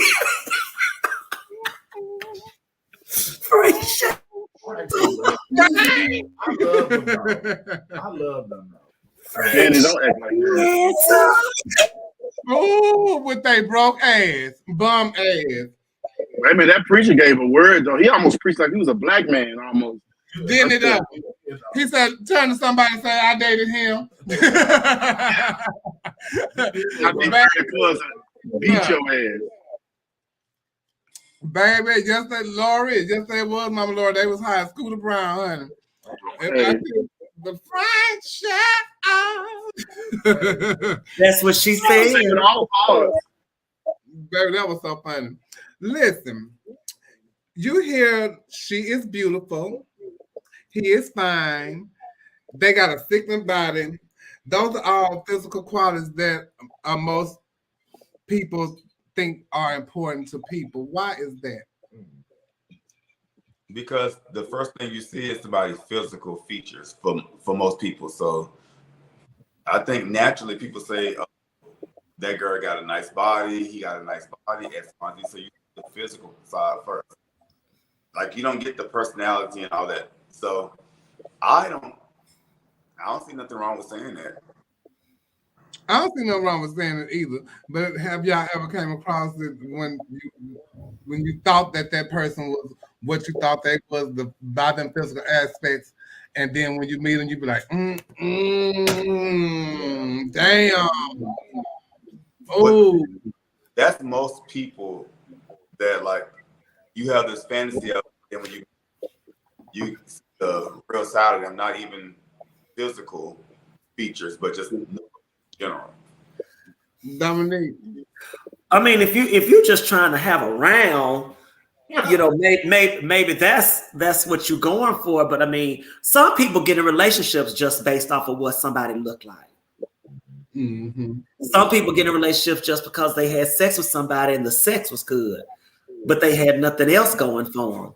I mean, of course, we're attracted to beauty, but I see, but there are some people that I see that would not be considered fine and what other people, but I'll look at them and he can be black as hell with a big old nose, but I find him very sexy and attractive. I mean, I'm not saying that. I'm not saying he, but attractiveness is not always about the perfect face. It's just some things about some people that I find attractive. And you have to realize too that what somebody find attractive, the next person don't. Everybody that you see in your eye, oh, he beautiful. Oh, okay. You don't think so? No, but those are your eyes. He not beautiful to me. She not beautiful to me. Cute, but that. But this motherfucker with this big old nose spread across his face. Right there. Hey. big old lips and all that kind of. Oh, he fine. Oh, white ass teeth. No, but that's and you be like, ooh, he's sexy. Yeah. So everybody beautiful is different. But when you get to them, sometimes it ain't what you think it is. And then it don't have to be it out on something that's good for you too, because you are into the physical. And then you shoot that club up. If you shoot that club up, people really fall in love. Yeah. What? What did you say, Trent? No. If you shoot that club, you nutting their booty, baby. It's over. Y'all together. Oh, when they live in you. Yeah. When they get to the city. That probably is a lot of reason why a lot of these fights been happening, because the folks have been living in each other. You see that shit? Raw sex causes the worst fights. See, you got this man going to the clinic, and now you are cheating. I'm coming to the club, and we finna fight.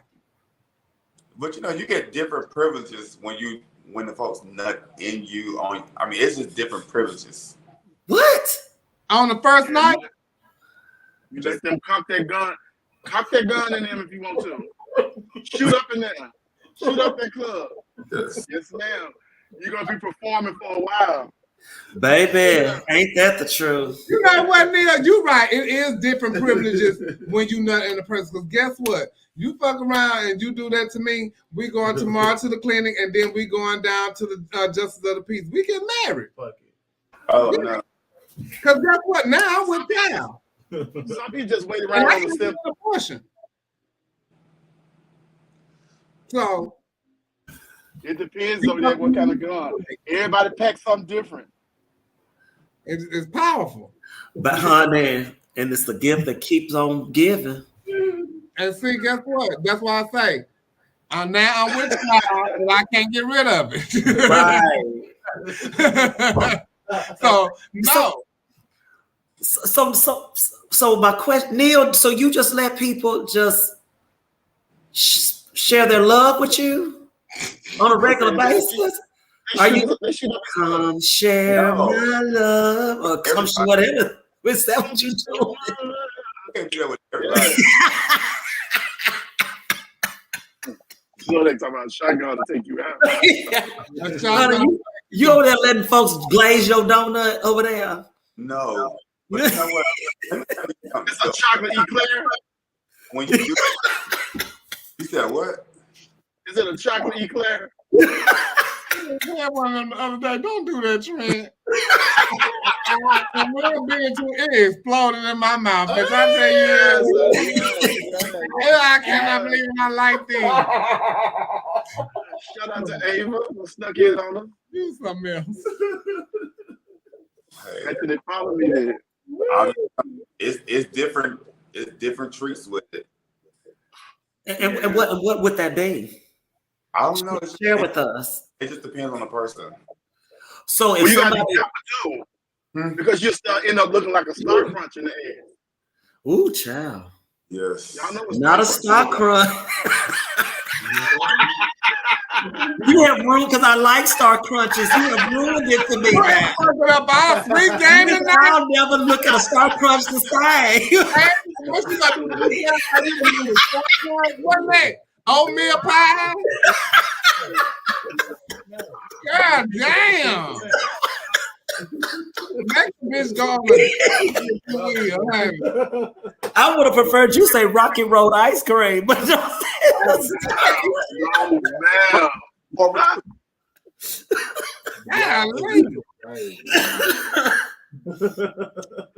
Oh, Terry, can I tell something about dingleberries? Yes. Yes, baby.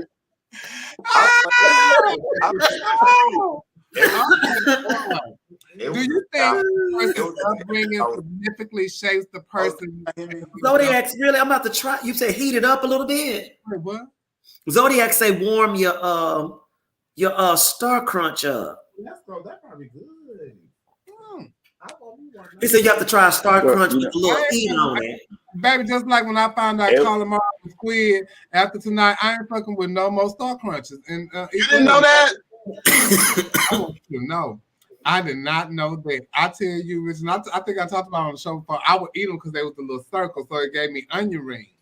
So, bitch, I would eat them all the time. And I was in Provincetown, and we went to a little restaurant, and baby, I was fucking them up, and I picked up one that looked like fish. And I said, what? And I dropped the bag. I said, what is that? They said, girl, that's calamari. No, that's not. That's just, I don't know what that is. What, they got octopus in there? Girl, calamari and squid is what? Yeah. But wasn't it good? Was it good to you? I didn't care at that point. It had tentacles, girl. I'm not, no. The tentacles came, and girl, as long as they would have kept it round like onion rings, you got it. I ate a snail. It came like this. Like, how was it? A little octopus, it looked like a little octopus. I was like, no. Yeah. Octopus is not bad either. Octopus is good. That's what they tell me. I can't. You just know what it is, and it's in your mind. Yeah. I can't do it. No. Ooh. So they just delivered something. Thank you, Jesus, whatever it was. Do you think a person's upbringing significantly shapes them as an adult? Trent? Absolutely. You're supposed to learn things growing up, and if you got the right kind of parents, they will teach you what they know, as long as you, apply it to what you learn as you go. I think that the upbringing has everything to do with who you are. Even like Jeffrey Dahmer's, we can go back to that. His upbringing shaped him. His dad had him getting roadkill, cutting their hearts out, and just being this kind of way. So that shaped him. So you got to watch people with kids who want kids severely. You got to watch how you do and because they watching everything. Kids are so impressionable.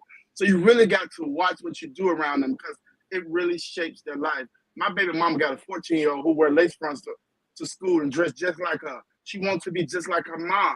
So that shapes her. It shapes them, you know? So you got to really be careful. Dominique? Yeah. He got me with the lace fronts. Okay, thank you. He got me with the lace. Yeah, I think so too. It's not very often that a lot of people, if they defray from what their parents, what they grew up in their environment, and they become something different in spite of. But what you see, that's what you become a product of your environment. Some people do, persevere and they learn something different in spite of that. But yeah, I think so. Neil, what you think? I think it definitely impacts a person growing up. The way I feel about certain things is because my parents were a certain way.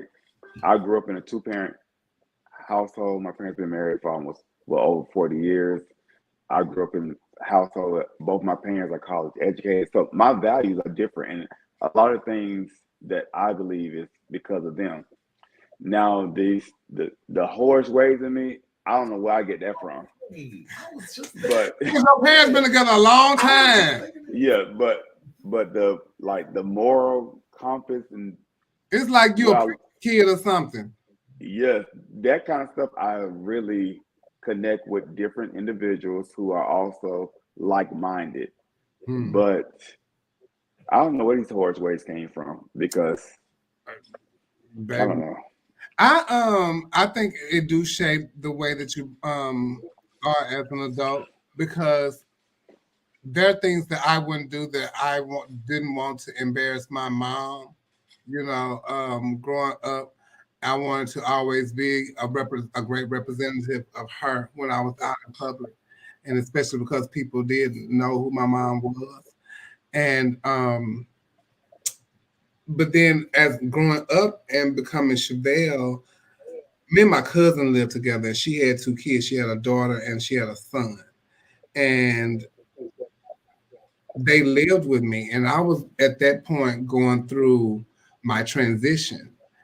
And I had this young man that was living with me and a young girl that I had to watch after and make sure that, she didn't become a product of a young baby mama and all that kind of stuff. And then I had to raise this young man and try to make him become a man, and not being an impression on him and thinking my lifestyle is what it's supposed to be. So that kind of made me nervous, because I had to raise these kids up for a little bit of time, and it made me nervous about raising him, not so much her, but him, and making sure that I wasn't impressed. My lifestyle wasn't impressionable on him. I wanted him to make the decisions for himself and be who he wants to be as a man. And a lot of people don't know this, but that kind of was some of the reason why I moved to Tampa the first time also, because it was a lot on me then with that and a lot of other stuff too. And that was like a getaway for me. But coming back home and watching the man that he has become and how his life has shaped is beautiful for me to see, because I did have impact on his life, and he respects my community, and one of the people that he grew up loving was Tommy Ross, because she was there all the time. He has a respect for my community, and I love that. And I love that, I instilled that in him. So, it's a nervous thing, but I think that your upbringing does shape who you are as an adult. Do you think you could be in a relationship with someone who has different religious beliefs as you, Neil? Yes. I said only because this person I dated we was together for like 3 years. He was a Jew, and I loved him. I mean, we had he didn't want to do certain things. I didn't, but just together, we were just amazing for those 3 years. So, did he let you shoot up his? Oh my God! You said what? Did he let you? Were you able to shoot up his club in them 3 years? Well, I tell you, shot the club. The club wasn't even there no more. The club was done. It was just an empty space. You got to rebuild now anyway. So was gone. Yeah, you got to rebuild. Dominique, what you think? I believe you can. I mean, because the principles are pretty much the same. I mean, I don't see how it would really make a difference. I have before, so yeah. Trent. Yeah, I could date somebody who had different religious background, because we don't even know what the fuck going on our damn self. This is what we've been taught by somebody else, and they passed it on to us from generations to generation. And I believe people need something to believe in, something to look up to, something to look forward to. So whoever the fuck you look up to it for, you do it. Tina Turner was nominated. Oh yeah, she got more successful in her goddamn life. One of the highest selling artists in every goddamn thing. She started praying to a Buddha. Let me tell you something. We've been praying to God forever. And ain't nobody put us on a concert yet, and we ain't made $1 million yet. So we don't know what people do. You know what I'm saying? How they religious belief help them out. You know what I'm saying? What if they right and we wrong? You know what I'm saying? I can't date. I can't date an atheist though. Yeah, I will say that too. I can't date an atheist, but I'm gonna tell you, Now, me and this other I'm guy. with you with that. Yeah, I talked to this guy who was like Sacrifice a my head. Muslim. I talked to a Muslim before, and he was very controlling, but I loved him for those 2 years that we were together. I mean, it was assalamu alaikum every time we did How many something. motherfucking relationships you done had? You just like that lady. You've been around the world and now yeah. I mean, another relationship. But he be with 3 different people at the same time, so it adds up real fast. Okay, so you can knock that out at one time. Yes, Lord, honey. Did you get the recipe to the bean pies? I have a sister-wife situation with everybody. See what I'm telling you, honey? Yeah, Neil is more Amish than anything. Okay. Is that when you got all the wives and stuff? Yeah.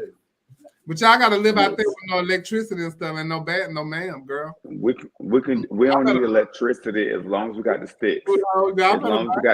As long as we got sticks and hoes, we don't need electricity. Yes, y'all don't, but as long as y'all got some water. I just need y'all to have soap and water. Y'all don't gotta have no electricity, just have some soap and water. I just can't. But I can't date nobody that just like don't believe in the man. You know, however the man is for you, that's how it is for you. But don't be coming around here talking about there ain't no man.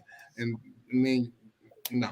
Because I went to school with one. We were in journalism together, and it was very uncomfortable just talking to her because she was so, devout to her conviction in that. It made me absolutely uncomfortable every time I walked in the room and she was there in class. I was just this is so disturbing. They didn't like impose it on people. Once we talked about religions and stuff like that, then they would say something about it then. But other than that, they didn't like impose their beliefs on anybody. What I think too? Yeah, I believe that it's such a shock value to most people because we all, for the most part, believe in God. I think it's such a shock factor that that's all people want to talk to them about. I worked with a guy one time very closely on a TV show, and he told me, I'm atheist. I don't believe in God. I said, oh, okay. So with the girl that's coming in, how do you want her makeup to look? I immediately went to another subject. Mm-hmm. I'm not taken back by that. If you don't believe in, you don't believe in. That's your motherfucking soul. Mm-hmm. If it's a God, then it's a God. You meet somebody one goddamn day. You know what I'm saying? So I don't give it no power. I went to the next thing. You know what I'm saying? One thing I know is that I know you're not praying for me.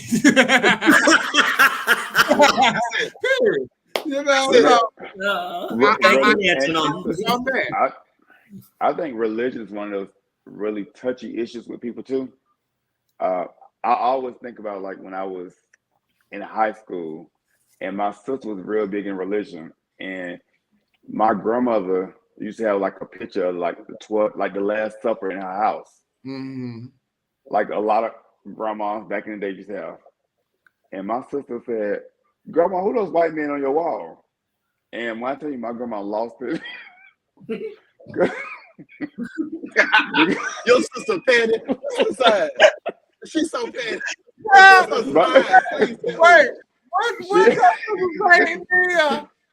She said, "Who those white men on that wall?" Because my sister was like, "Oh no, Jesus was black. He was this part." Because of, she was going into details about just where he stayed at and where just. I mean, my grandma kicked my sister out. Yeah, man, my sister had to leave the house that day. She had to go. Wow. But it make you think though. But it was so funny to me that my grandma kicked my sister out. But people they describe Jesus as black in Revelations on the episode of Good Times when they had a picture of Jesus on Good Times. When they had the black Jesus. Yeah, Jesus look how you think he looked. I take the picture of him.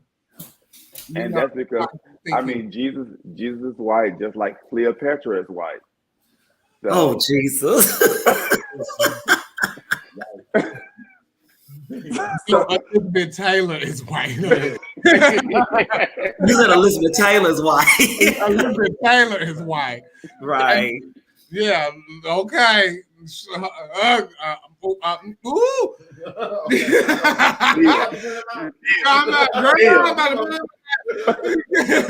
Neil, your sister chose violence that day. I don't care how old I get, I will never forget the day. My grandma was like, I'm just like, who those white men on that wall? My grandma sitting at the dinner table. My grandma blacked out on her. Me with Snoop Dogg.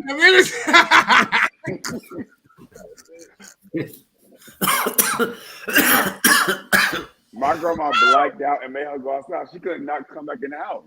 She blacked out completely. Y'all know that there are rules at pageants, such as no fire, water, or no excessive glitter. If a contestant has or does one of these things, should they get a point deducted or should they get a complete zero? Dominique? Ooh, child, that's. But I mean, you knew the rules going. It would have to be in writing that you would get a zero. But if not, then just deduct some points for not following the rules. But just to give them an absolute zero, I don't think so. Neil, you on the page, and if you say that nothing. Well, I think you have to put it in writing how many points they get deducted if they do those things. But but I think that they should just get a zero. If the owner said you can't do X, Y, and Z, and you do it anyway, like maybe it should be a zero. Trent. So. Well, yeah, because a lot of them say you disqualify if you do use fire and stuff. But I don't know. Can it be tastefully done? Or if they do use fire, can they help or have a fire extinguisher or something? I don't know. I remember when US of A fire. One of the greatest fucking entertainers in our time. They told her she couldn't come back because she used fire. She knew what the fuck she was doing, and she burned it down. She just got to come out her ass and pay. She wasn't competing, and she wasn't a contestant. But Raven, remember Raven, who's also she's a former EOY and she's a former Universal Show Queen. She did a talent where she would do the same, the number where she would light the ring of fire. But evidently at those pageants you could do that. I remember a time when I was performing at the Parliament House, and Chantel DeMarco wanted to do that number and light up the stage, and Darcel Stevens had a fit. If I tell you, close the curtain on the number, get off my stage. It was very Sandman Sims with the hook, grab. Oh, baby, let me tell you something. It was some serious deal. You know what I'm saying? And so, Dominique, you were former Miss America. Mm-hmm. Back in the day, I remember you had to do the same exact thing that you did preliminary night on final night. If you, perfect example, Cara Young Ross used to compete at Miss America, and she used to do Let Me Dance For You, and she had a scar preliminary night. The final night, she did Let Me Dance For You. She didn't have the scar. They gave her 0. Mm-hmm. But of course at Miss America, it's in the rules that's well back then, because now you can change stuff, but back then it was in black and white. If you changed anything, you got a 0. And it's really interesting how that came about, because that used to not be a thing. So and Norman told me this story himself, how this rule came about. I would love to know that. So there was a contestant competing. This is when they were doing sportswear, not like what we do at our pageants, but it was more like secretary sportswear. And so a contestant came out for preliminary night and had a hat on.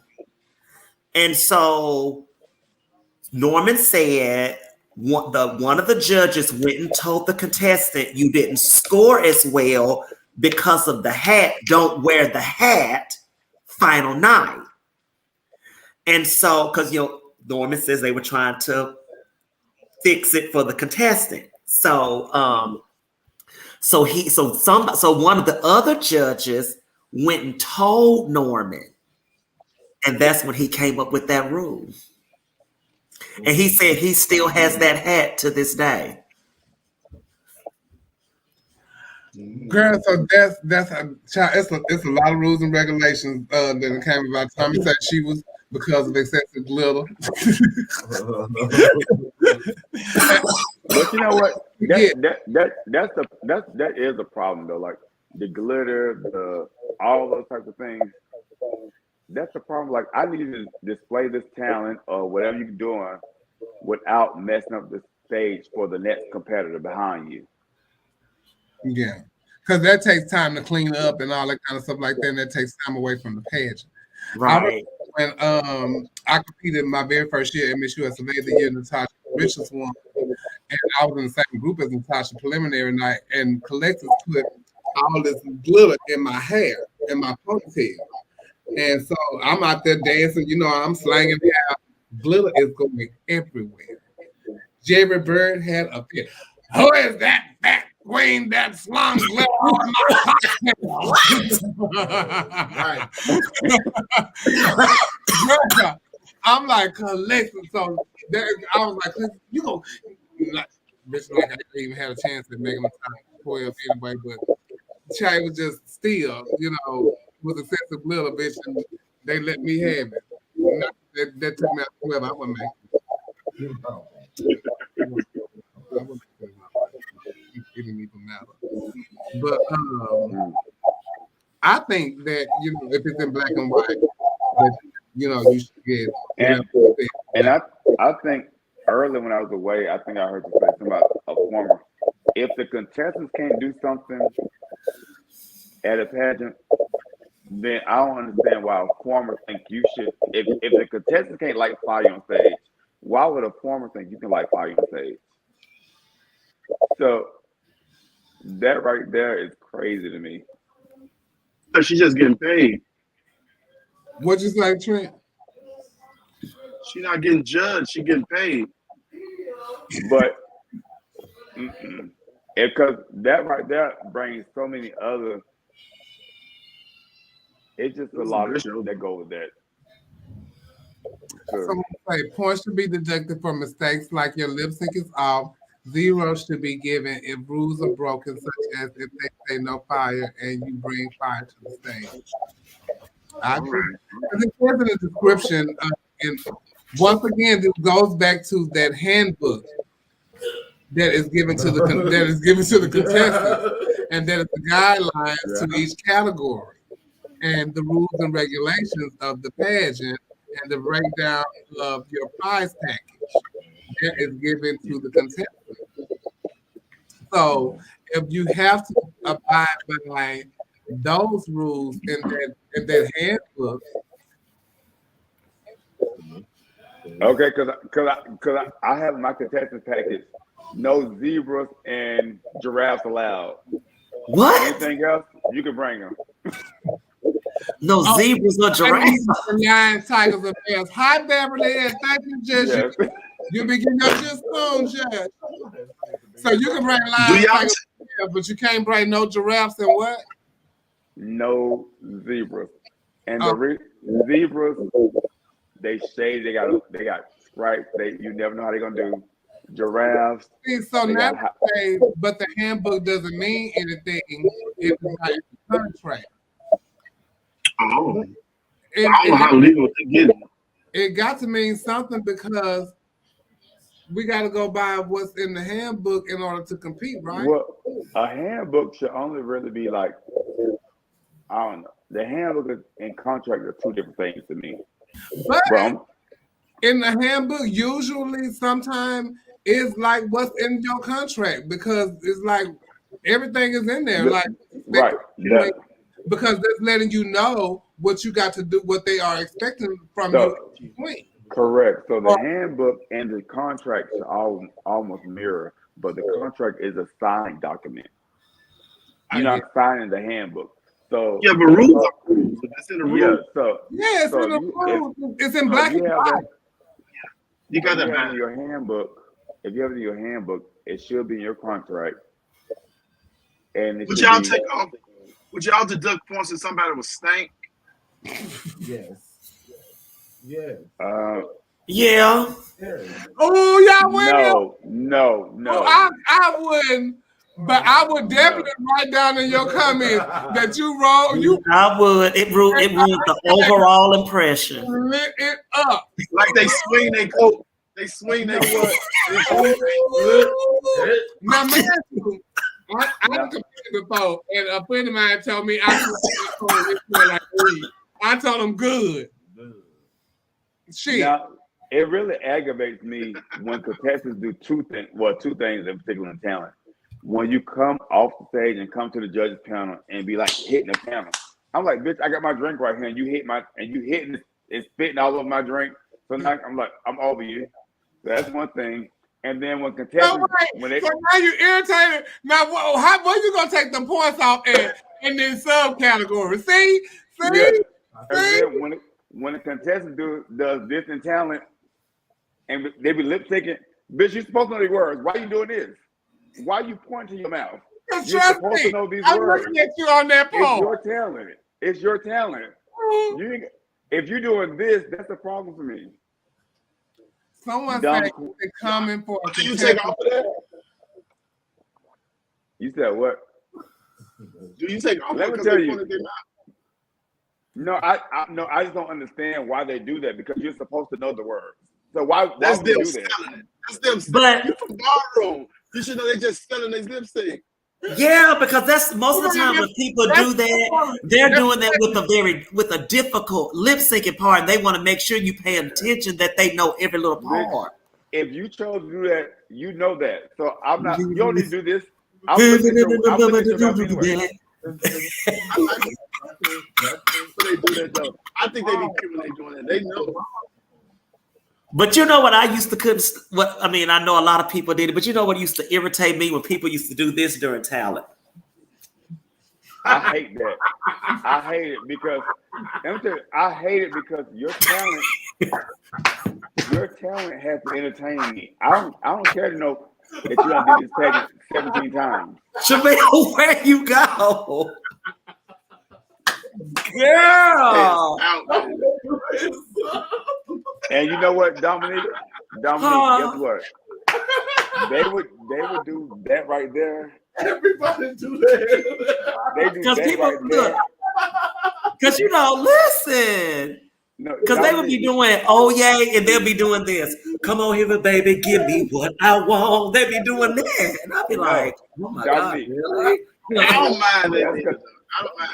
Dominique, that's because, Dominique, you at America and USA. See, at the black pageant, they do this when they sing "Born for This." I'm born for this.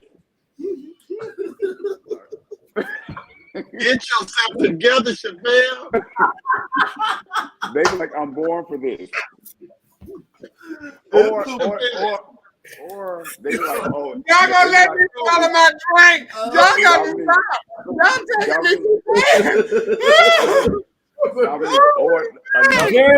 Girl, listen. This is what they be doing, girl. They be doing this. Oh, they be bucking. Yes. You gotta go to the black pageant because they be like, oh, it's my due season. It's my due season. Oh my God. Oh my God. Oh, yeah. If I say y'all too bad. I also hate when they do this, trying to make the crowd go up. And don't nobody really steal. They still don't go up. And they just be doing this like, come on. And don't nobody still clap. What about this trend? Why did you put this in your calendar?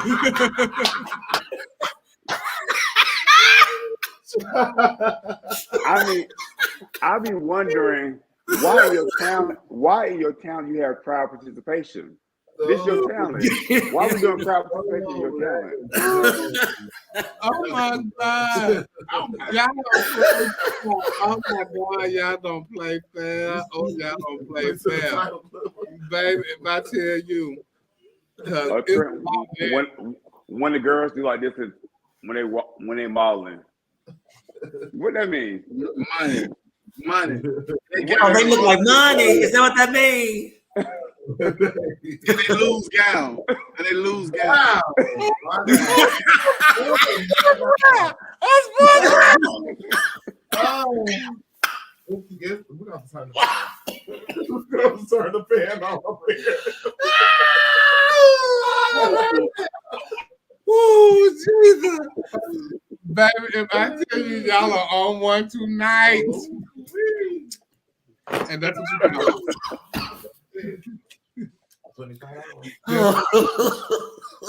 I mean, it was like, I spit the corn. Oh, Jesus. And the girls need to start doing like this. When they get to But you gotta be careful that come from behind though. Because that boy made them come from behind for real, baby. That boy came with that green mace. You gotta be careful. yeah. They came from behind that panel, all right. Baby, let me tell you something. They said, "Oh, the flickering off the suit Oh, when they do this."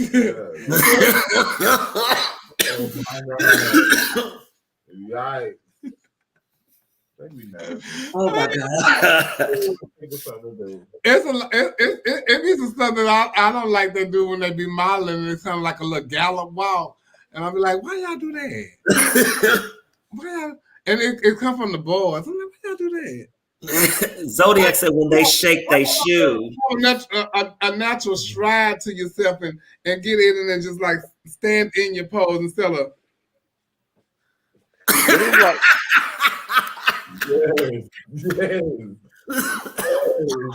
Yes.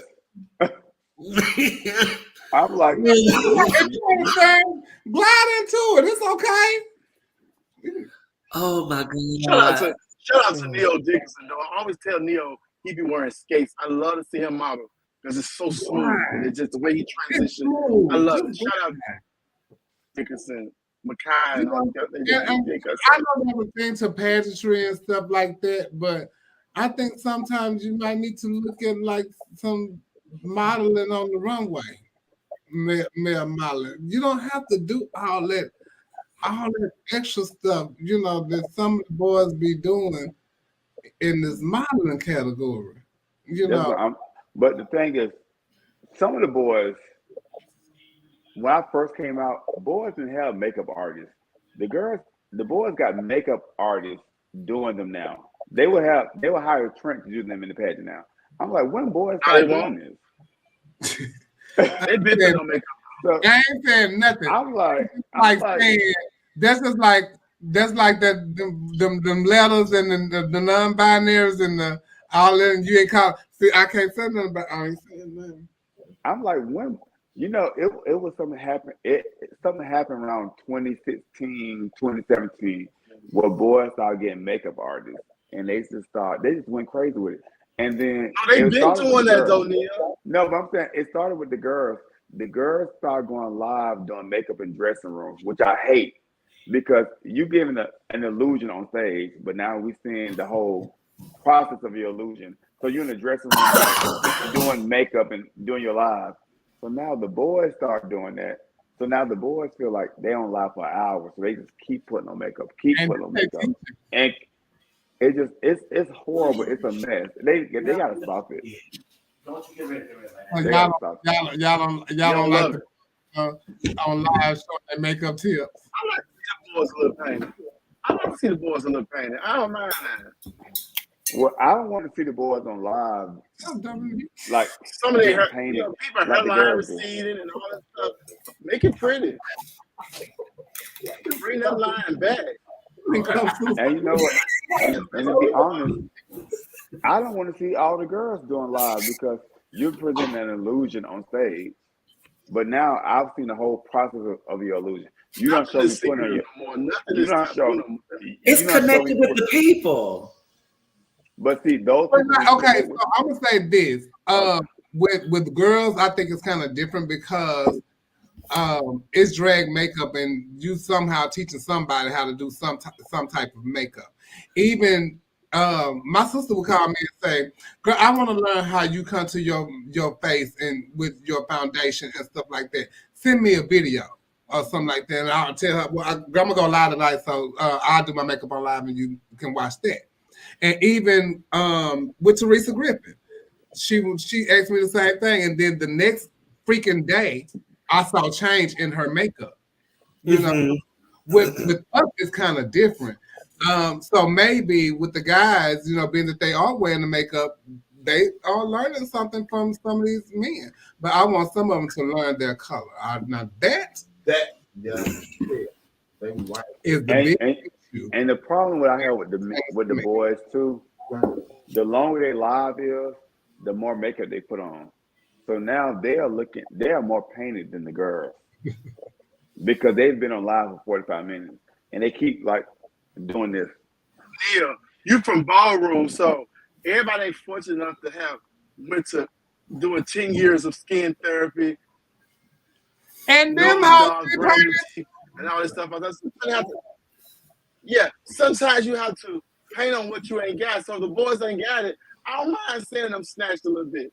It's a show. But the thing is, I want to see you snatch on but present me with the illusion. Don't give me with the process because now your value is not the same to me because you've made yourself too accessible. Just don't make your booty hole wet no more. That's okay because they got makeup. That's what it is.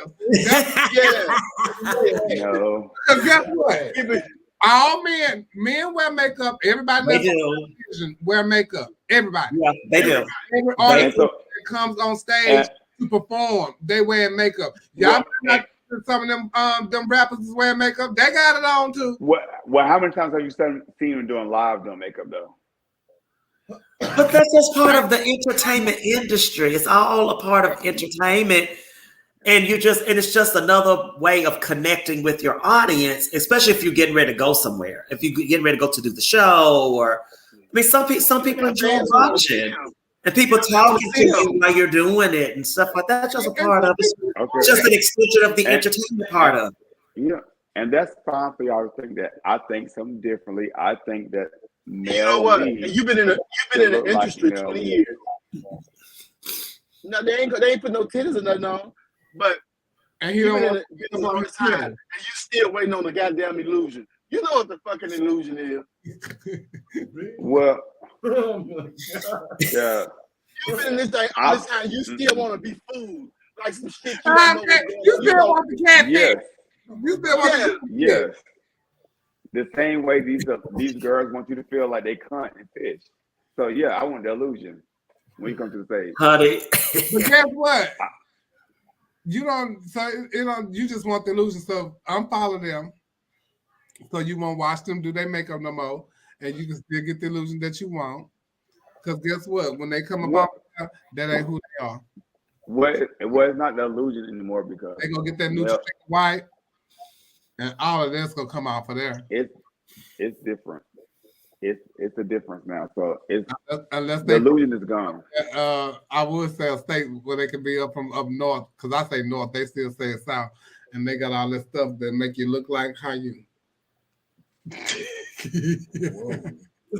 Now they have what? Whoa! Wait, they have what? And you know what I think too? They have all the stuff that do what?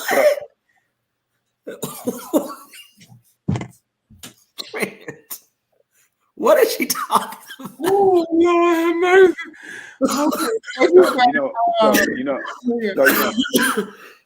I think I'm like, when did male leads think that male lead is a script show, or like you have to be like overly sexy or reveal? If you ain't got the body to do that, don't do it. Give us, bitch, do something else. A girlfriend of mine have a problem with boys wearing cat suits with everything for every number. Some boys don't dress like how the number is. And then My pet peeve is like a person that smiles through every number, and that ain't what their number calls for. Bitch, you just got broke up with your boyfriend and all, and you out there like this, and the number says you want to slit your throat and jump off a bridge. What? And all you doing is this. So now I think you're schizophrenic. Now I think you're schizophrenic. You crazy as hell. Now, now I'm with Mr. Fox, and I don't understand why the boys tuck either. What? Are the boys tucking really? Some of them do. You know what? Sometimes they make the look cleaner. But sometimes when a motherfucker sitting out there with one of them, yeah, I don't know. But sometimes it looks funny when they got this big old bug of dick in front of them. You know what I'm saying? With the cats. You don't ever look fun. You might get more points that way. That's no.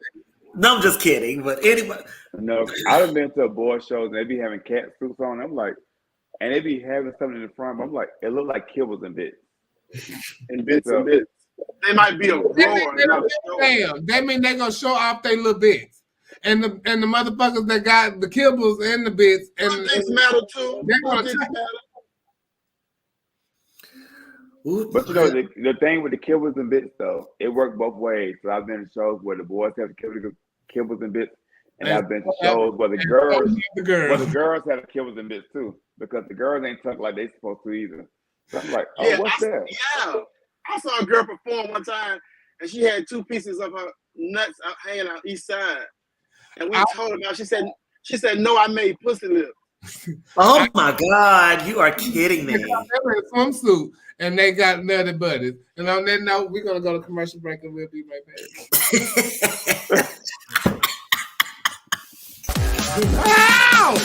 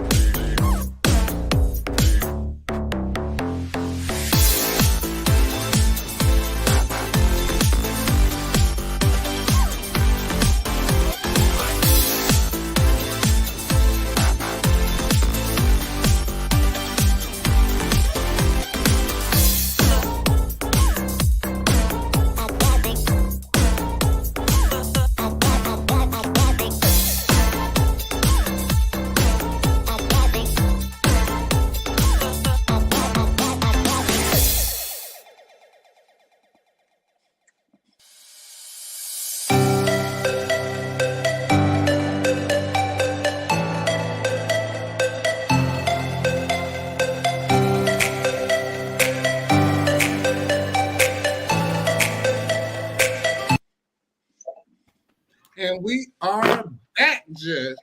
Shout out to Fonda LaFilm all the way from Chicago, Illinois. Hey, Fonda. A native of Arkansas. Oh, she from Arkansas? She's from Arkansas, and let me tell you, that's a smart hoe. Fonda was a math major, and she's super intelligent. Super intelligent. Yep, she's originally from Little Rock, Arkansas. I was there when Fonda got started. Come on, Fonda. She was the top finalist at Continental. So shout out to Fonda LaFilm. Also, congratulations once again to Armani Nicole Davenport, my little sister. Yes. Come on, Armani. Miss Gay USA. Congratulations, Armani. Oh, so you know what? Josh and Jeremy, the promoters of Miss Gay USA at large. I love them dearly. I'm happy for my sister. I really am. Me too. Did y'all talk about the person who made the post that he's leaving his sponsor for USA? Who? Okay. Post that. Right. Yeah, he said he's leaving his sponsor for USA because of something that happened at the pageant. That wasn't him. That was Kevin. It said Kevin Reed, yeah. I'm sorry to announce that I am pulling all sponsorship for USA.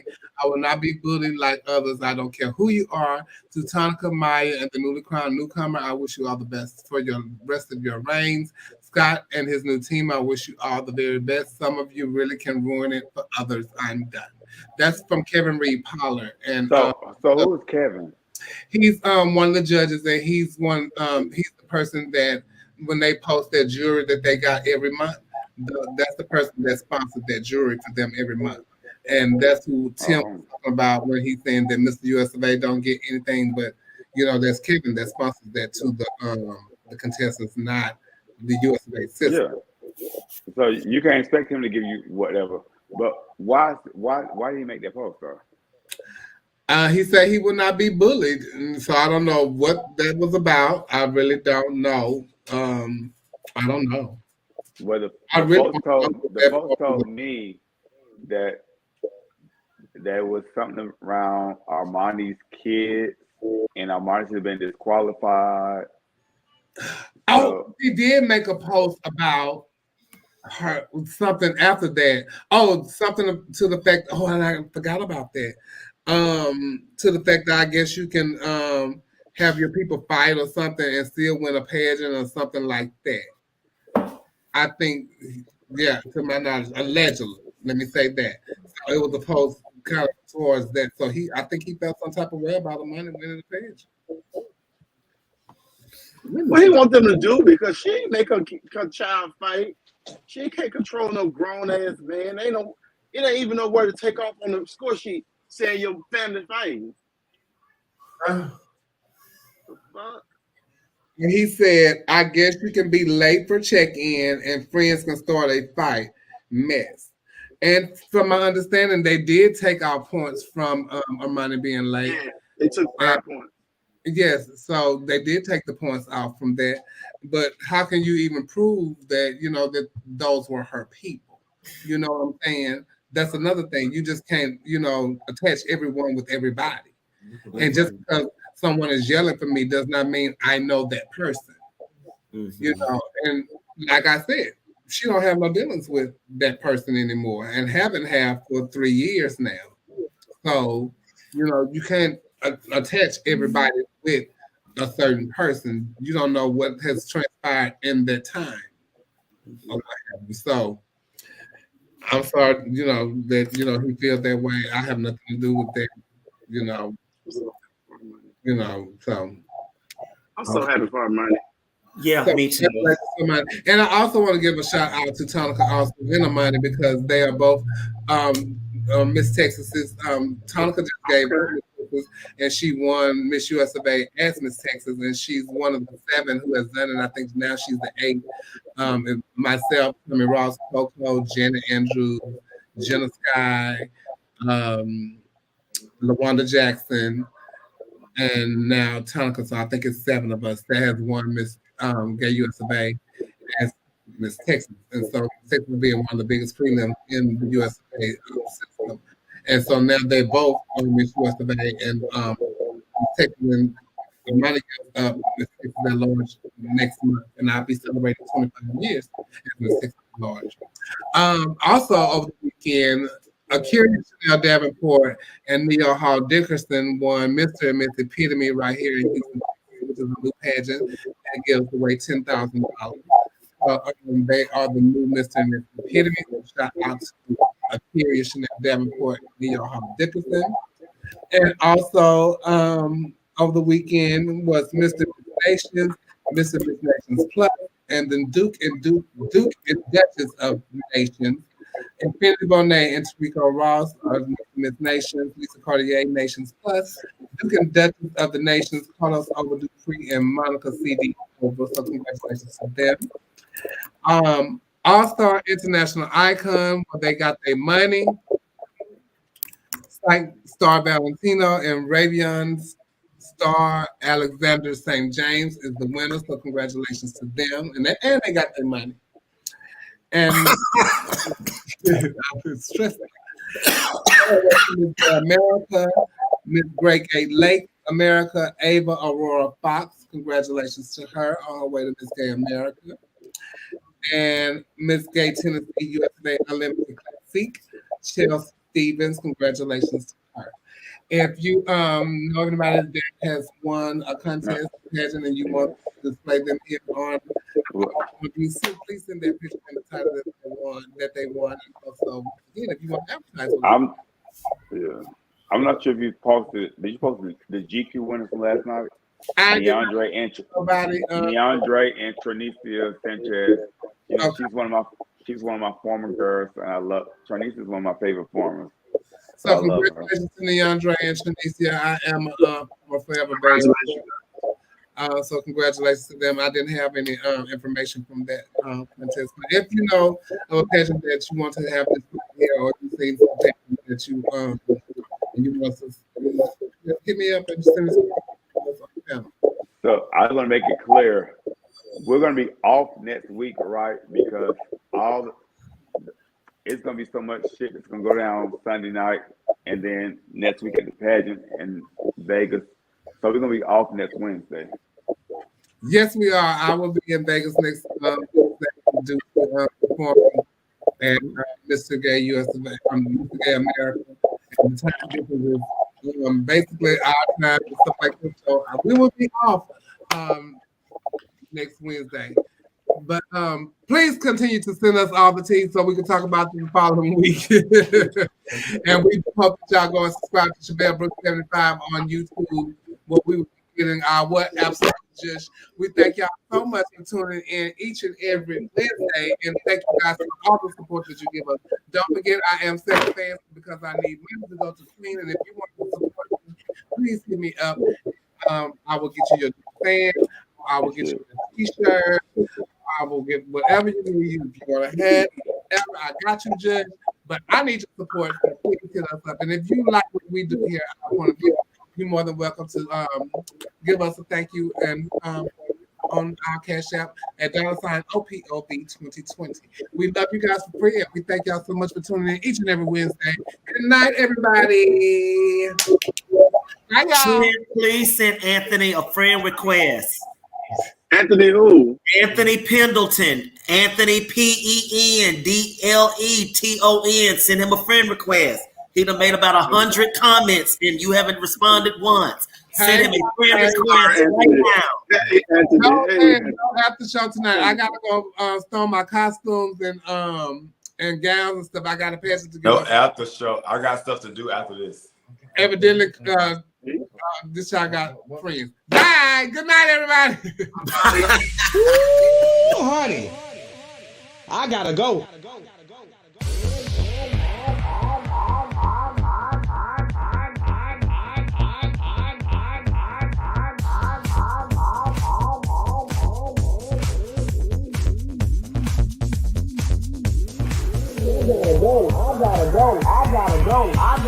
gotta go. Yes, God, honey, they had tuned in, baby. I gotta go. I gotta go. I gotta go. I gotta go. I gotta go.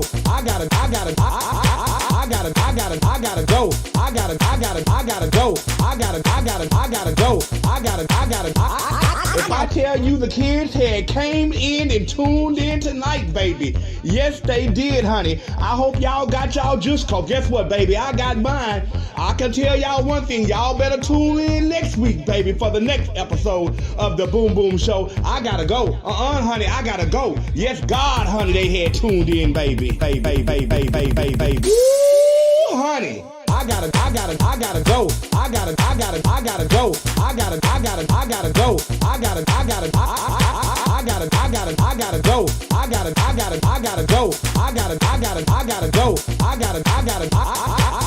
go.